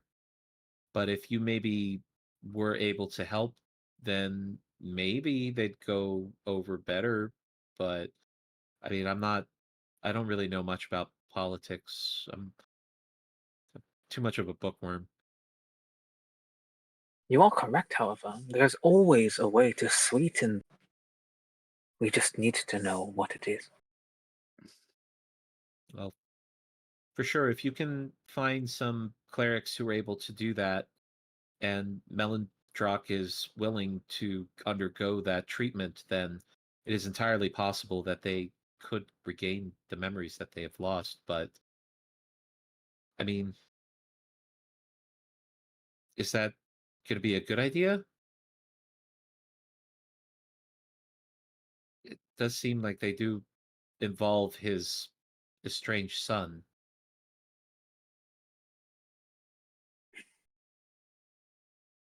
Hmm.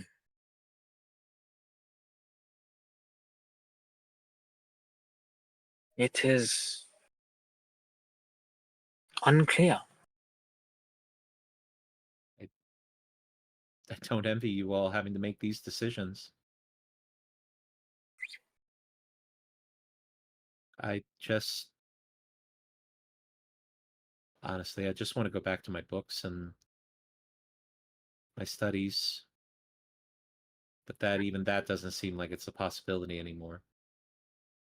If it helps you ease your mind at least a little, I have been negotiating clemency for you as much as I possibly can. You don't have to do that, I must. You should not be punished for this in this capacity. Bad things have happened, but better things occur when you're given the chance. This is the same argument that we made to the ancient dragons.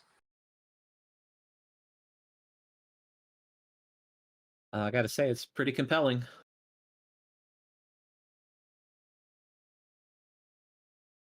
Of course, we have been listening to your conversation about a coke. And I know that at some point in your mind, perhaps the end goal is the death of Sunflare. But there is more after. Rebuilding, teaching, making sure that such a tragedy doesn't happen again, and all of your people can live in peace, in harmony. A good person's work is never done, but at least it is extraordinarily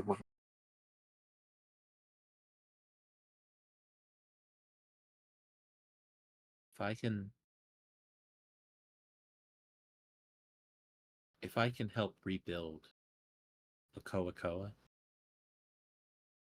I think that would be a worthy penance. I'm certain your magic will be instrumental. In fact.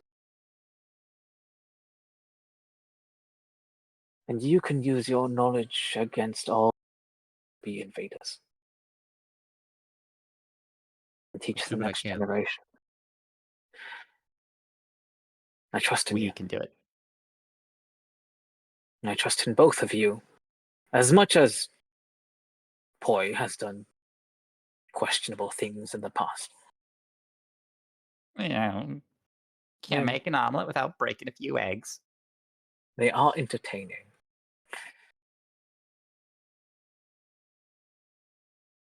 But No. we can do it together, Pearl. Just do me a favor, all of you. Just don't judge Poi too harshly. Okay? Sunflare, he had a way. He got into your head. It was incredible how good he was at it. And I don't know. You wanted to believe him. Because he really seemed like he believed in you. but it was all a lie. I actually know a little bit about what that's like. And I can speak for myself in that while poise does kind of tick me off sometimes, I know he's brave when it counts. He went in and fought a demon in my head. Mm-hmm. That takes balls. Sorry.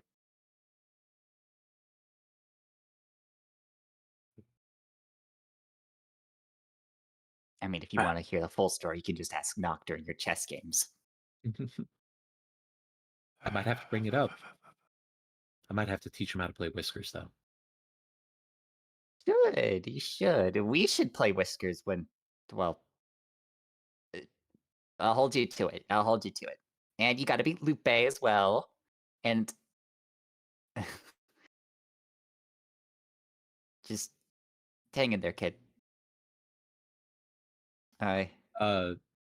She goes to reach through the bars, but the guards cross their spears in front of her again. Oi, mate, we're having a moment here. Can you? No, boy, it's okay. It's okay. Just, maybe come visit sometime, and yeah, we can talk. We can play a game, and Yeah, be sure to bring Nock as well, and we can have a whole party.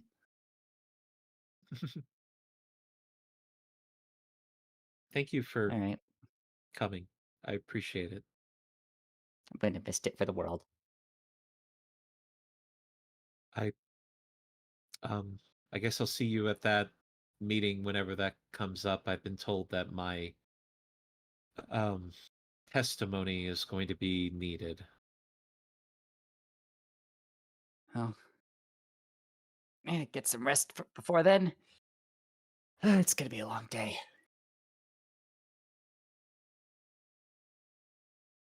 As the guards motion to, well, right, time's up. Would have to escort you out now, please. All right. Bye, Pearl. Take care. Farewell. Bye, Pearl. As you're walking by, Bastion, you hear somebody whisper towards you. Hey, big man.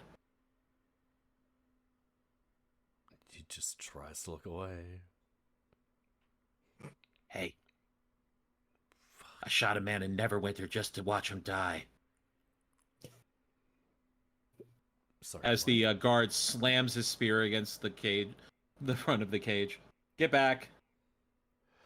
Fucking lunatics. Keep moving, please. Never deal with them.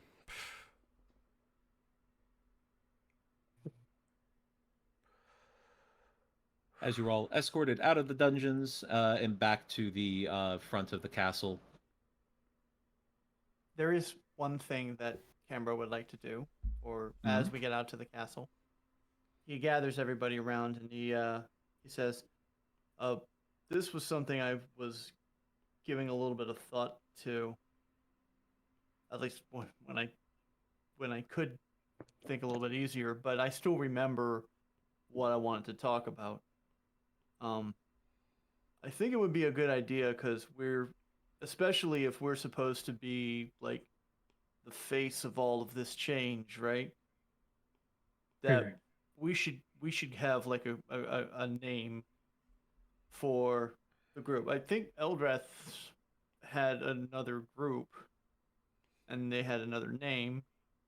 I don't remember what it was, but it was the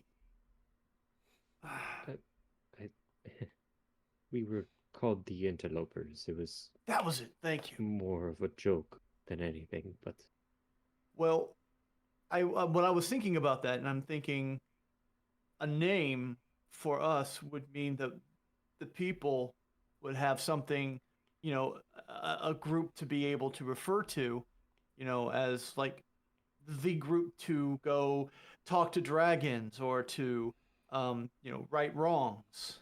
You know, just a nice a nice forced name, right? You know, um, I was thinking of because of what um, it's Long Gen, right? You said earlier, or If it helps, you may merely. It's I I don't want to. Long Chen Zichi. Long Long Zen Chen. Sichi. Okay. Um, the gifts that were given to us with our mounts. We could be called something like the Flying Cavalry or something. And then when people see us up in the air and they say, "There goes the Flying Cavalry," then maybe that'll bring some hope. Are we naming? It Well, I appears mean, so. Or just looks Flying, confused. flying Catalyst, it doesn't have pizzazz. It doesn't have magic to it. Oh, What does? You know, pizzazz. The pizzazzers. No. The magicers. um, No. Not all of us do. Not in agreement. These I was just matters saying, normally do not matter to me. However, I do agree. The name does lack a certain gravitas. With a flying.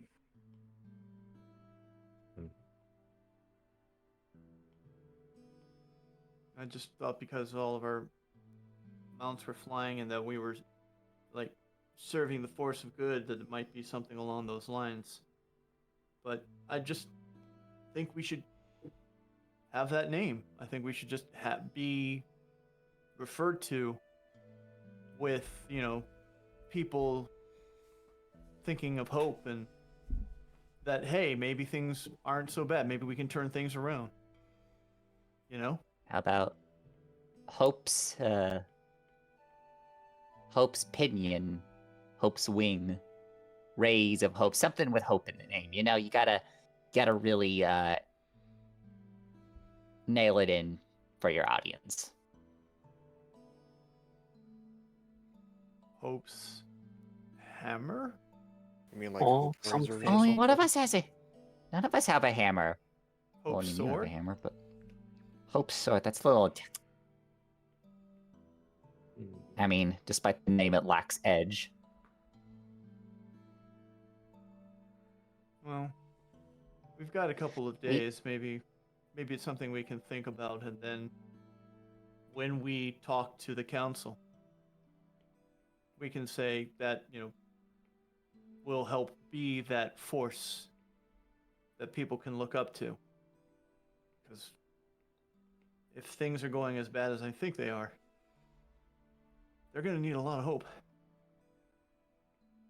I mean, we're gonna need a lot of hope. What? Well, remember what Nox said. There's no victory without hope. It's true. Anyway, I just wanted to share that. I just thought it was important. It's important to me. If it is important to you, I believe it will be important for many other people. You share much commonality with many of the people that you serve and you protect. A name does go down best in history. We have seen time and time again.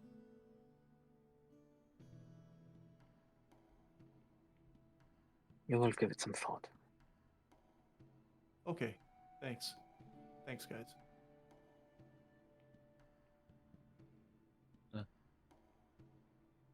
As you all recover from your ordeal, your travel, and your meeting with the ancient metallic dragons, and plan for your next council meeting, where you must then extract the concessions that the Metallics have asked for from some people who boy. are very not willing to do that normally. So good luck. But we'll go ahead and end the session there. Oh Okay. boy, another council. It'll be More it will not be politics. as long, thankfully. It is going to be much more pointed because you guys have made some pretty big moves. So I I can't started wait a new for year the- with more politics. I mean, you guys have Unchecked. dealt 2 very big blows to the Cult of the Dragon. True. Yeah. Granted, they got a good whack back in on you, but you know, it worked out in the end. Ultimately, you guys are ahead on points, I would say. Tit for tat, and we have advantage. Well, we're winning. I like winning, and I hope we can keep it that way. Yep. I like But that. hey, last session of the year, and then Yep. Yep. starting 2025 with politics. Wow, where have I heard that before? Oh, No, too soon. Ah. Oh god. Go back. No. I On the think I'm 12th getting an of the new aneurysm year. already. I'm playing Eldrath for what? 3 years now? It's been a while. I think we Yeah. started in Damn. 2021. I think Beginning of so, yeah. 2021. So that's 4 the problem- years. Yeah, the problem is, Ethan, is that you came to me with a character that was very interesting and was very slotted into the plot of this goddamn campaign. You opted to bring Eldrath back for round 2. This is on you, pal. You're the one that brought me back. Yeah. Kicking and screaming. No. Touche, my friend. Touche. No, I- no. I cried that night, Oh, no. and then I was like, well, keep going. Just throw all Because these it's other papers away. Holy shit. It's Nah, the so it's so appropriate that at least one link to the previous Yeah. campaign still is around. Yeah. But also at the same time, it is very much like Eldrath is like so integrated into this plot line at this point that he cannot rest himself free. His It's like even death is not out anymore. for sure. Although it's interesting now to know that Cassidy and Hopalong made a deal with a dragon to bring him back, technically. Not necessarily, because Hmm. there are a lot of people think that I was ripping off Matthew Mercer. Hmm. What? I brought that up. Somebody brought that up to me when I was talking with a friend who watched some of the episodes, and he says, "So why did you take that from Matt Mercer?" And I said, "I didn't, because that character was actually Artagan, but was pretending to be the Traveler, who Traveler, is an right. Eberron god. So Mhm. he is a god that is canonical to D&D, but in that instance, it was actually Artagan who was pretending to be the Traveler. So he wasn't right. actually the Traveler. So there was that. But then there is a dragon that is also known as the Traveler because of their tendency to travel the lands. And they were a silver dragon. Mm-hmm. That's probably not the same one then, but I just thought it was amusing. Yep. The real key to that is that Zir was trained by the Traveler. Mm. So he was part of that in a way. But yeah, that is it's like I said, I don't want to play that many dragons in one place ever again. That was a lot of ego to Oops, all sort dragons. through. I feel like I'm gonna need a therapy session to shed these personas for a second, you know? Jeez. Man, so many. It's like, look, I feel like I can't let go of like some really old beef that I have. And I know that the people who I had beef with aren't around anymore, but I'm still mad. Come on, I take it out on their understand. Can you children. please let go of my gold watch now? Now it's mine. Like, oh, Pardon my Sorry, I hoard. really liked it. oh, this trinket that I totally didn't need. I'm gonna take that from you now because it's mine. Yeah, Like, pretty much. fucking 100, God. 150 years ago, this was mine. Turns out all Do the you have any pens- use for it? Turns like I was- all the nice pens that have been stolen have all been stolen by dragons who have been polymorphed as humans. Oh my god, that would be Oh, boy. jeez. Table, honest. if you aren't mad, I'm pretty sure you are a little upset that that got taken from you. I'm upset for you. Like, I was for so okay. freaking I'm mad. like, It's I was so- okay. I was so close to objecting, Yeah, but like, I'm why- like, what was no, the out of reason? character. So many of them would have been way worse. The, What is The the end- reason the end re- for them the end- taking the Go ahead. like why do they force it in the campaign? Well, the metallic dragons all have their motivations, as they had mentioned as such, that some of them agreed with Protanther, but they had reservations about it. So they were still more or less in agreement on what they should do, just not necessarily in how to execute it. So getting them to agree with, you all was going to require some finagling, and part of that was concessions, as you found out that some of them are quite simple, maybe not simple to get, but simple in their nature. Apologies, and yeah, the with Tazmikella, I was just really surprised when I saw that, because they were like, if they don't do this, it's not going to necessarily mean you don't get their help or anything like that, but it definitely means it would be much harder to get them on your side. There was So no way.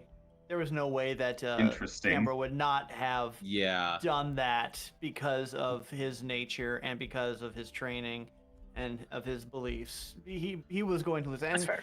For people who are unhappy with that at this point, don't be.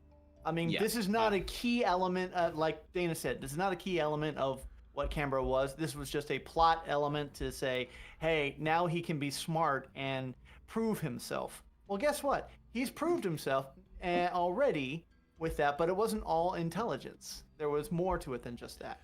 So Yeah. that's the kind of direction it's going into. Plus, like I said, he's got an attunement slot free now, and I believe there was something that I wanted that might need attunement. So, we'll have to see. We'll see. But yeah, especially with Tazmikella, it just came down to that item was stolen from her nearly 2 centuries ago. There's no way you guys would have had any knowledge of that. There's no way that you would have had any way to understand who may have done that. The likelihood of you even knowing who originally stole it was so remote. So it was just the fact that she recognized it and knew that it was hers. I'm just glad that I did not go full truth telling and said, Poi gave it to me. And just, Oh, that would have been like rolling a one. that would have been bad. Like, you roll the 2. If that Wait, was the how 1, did I- you would have been like, Poi, why did you do this? Just absolutely get murdered. Yeah. All right, I did give it to you. Wait, where did I get it? You actually got it from a gold dragonborn who dabbled in hot commodities, as they were known. Oh, was this the time where it was like you rolled a D100 and okay. you got like the 100? Was that the time? No, this Or was was that a something else? specific search and involvement kind of thing, but they had it because it had recently gotten into their possession. However, they didn't really disclose if they knew how it got into their possession or the person who they bought it from. And the thing of truth was that when Canberra was told by Poi in that alley, and Canberra asked, "Was this stolen?" and Poi said, "It was not stolen." And Canberra looked straight in his eyes and "Okay, I believe you." And he told her the truth as he knew it, because it was the truth. He She didn't said show it up. wasn't stolen. Could have been worse. Could have been worse. Could have been way worse. Could have been worse. Could Could have have been taken my worse. whole head, headband and all. Mhm. She could have stolen the candle of the deep. No. They could have taken the Still would've been so instant funny. fortress. Like I said, that would have been God. really funny. The instant fortress was high on the list too, but Yeah. nobody Oh, had if you took away really the instant claimed fortress. that. So it was more of a question of I wanted something that somebody was attuned to, If it was the gauntlets, something that I would would've be killed you. broadcasted. You know, Absolutely. see again. Oh, like God, I said, That would have been such a There- character moment. yeah, there could have been worse options, but I was trying to not disrupt the campaign myself. You have derailed. Take him. away my barrier tattoo. Just rips it right You off your have body. that tattoo. That was stolen from me 2 centuries ago. Give it back. Just reaches in, gives you the worst purple nurple you've ever had in your life, and rips the tattoo right off your body. Oh Lord. Oh. It would just reform into an evil, wouldn't it? It would actually, yeah. That's crazy though. All right, well, I'm gonna go ahead and wrap it up here, and I'm gonna get some sleep. And Happy New Year to everybody. Happy New Happy Year. New Year. Safe New Year to everyone. Luis, New maybe Year. animals. May the Oh, now shut be up. so far away from us. Bye, y'all. Have a Alright, good night. Bye. Thanks for the game, Dana. Take care. Absolutely. Boy. Well, it's just you, me, and OBS. And whoever we're gonna raid, because we are going to raid into somebody. Who will we raid? Let us find out. Of course, I need to double check who is on the twitch.com. TV. It's twitch.tv. I bet twitch.com would totally lead you to like a bad, like, dead link or something. Woof. Alright. There's people I could raid, but I just want to make sure that I have a good list here. Man, it's tough. It's tough when people you like are streaming. I know who I'm raiding. I know who I am raiding. Well, let me just put that link over there.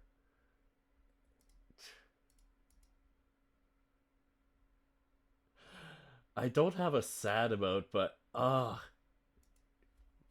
this is like partly a reference to his stream and partly a reference to ours, but goodbye, headband. That's gonna be our raid message.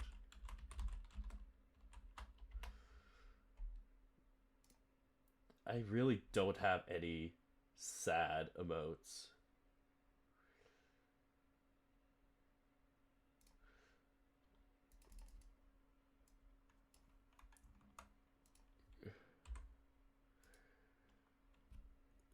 But I'm gonna just do this and the sad face.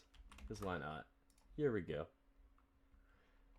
So, goodbye, headband. Alright, here we go. Let us raid into Onsu Blue. Onsu is a lovely streamer, variety streamer. They are doing art currently, but they also do variety of video games and have played Mahjong recently, which I have been getting into. So, goodbye, Northwind is one of our good jokes that we have from the other day. Anyway, time to raid Onsu Blue. Oh shoot, it's a follower or subscriber only chat. If you are following, if you are following or subscribed, you can do the raid message. Otherwise, feel free to just stick around, chill, and join the raid if you want.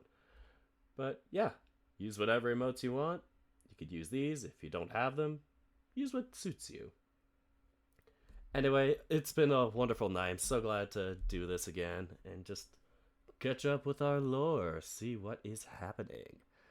So, as always, I appreciate y'all for joining. Thank y'all so much for watching. Thank you for entertaining me. And thank you for letting me entertain you. Until next time. Have a wonderful night, everyone. Take care, folks.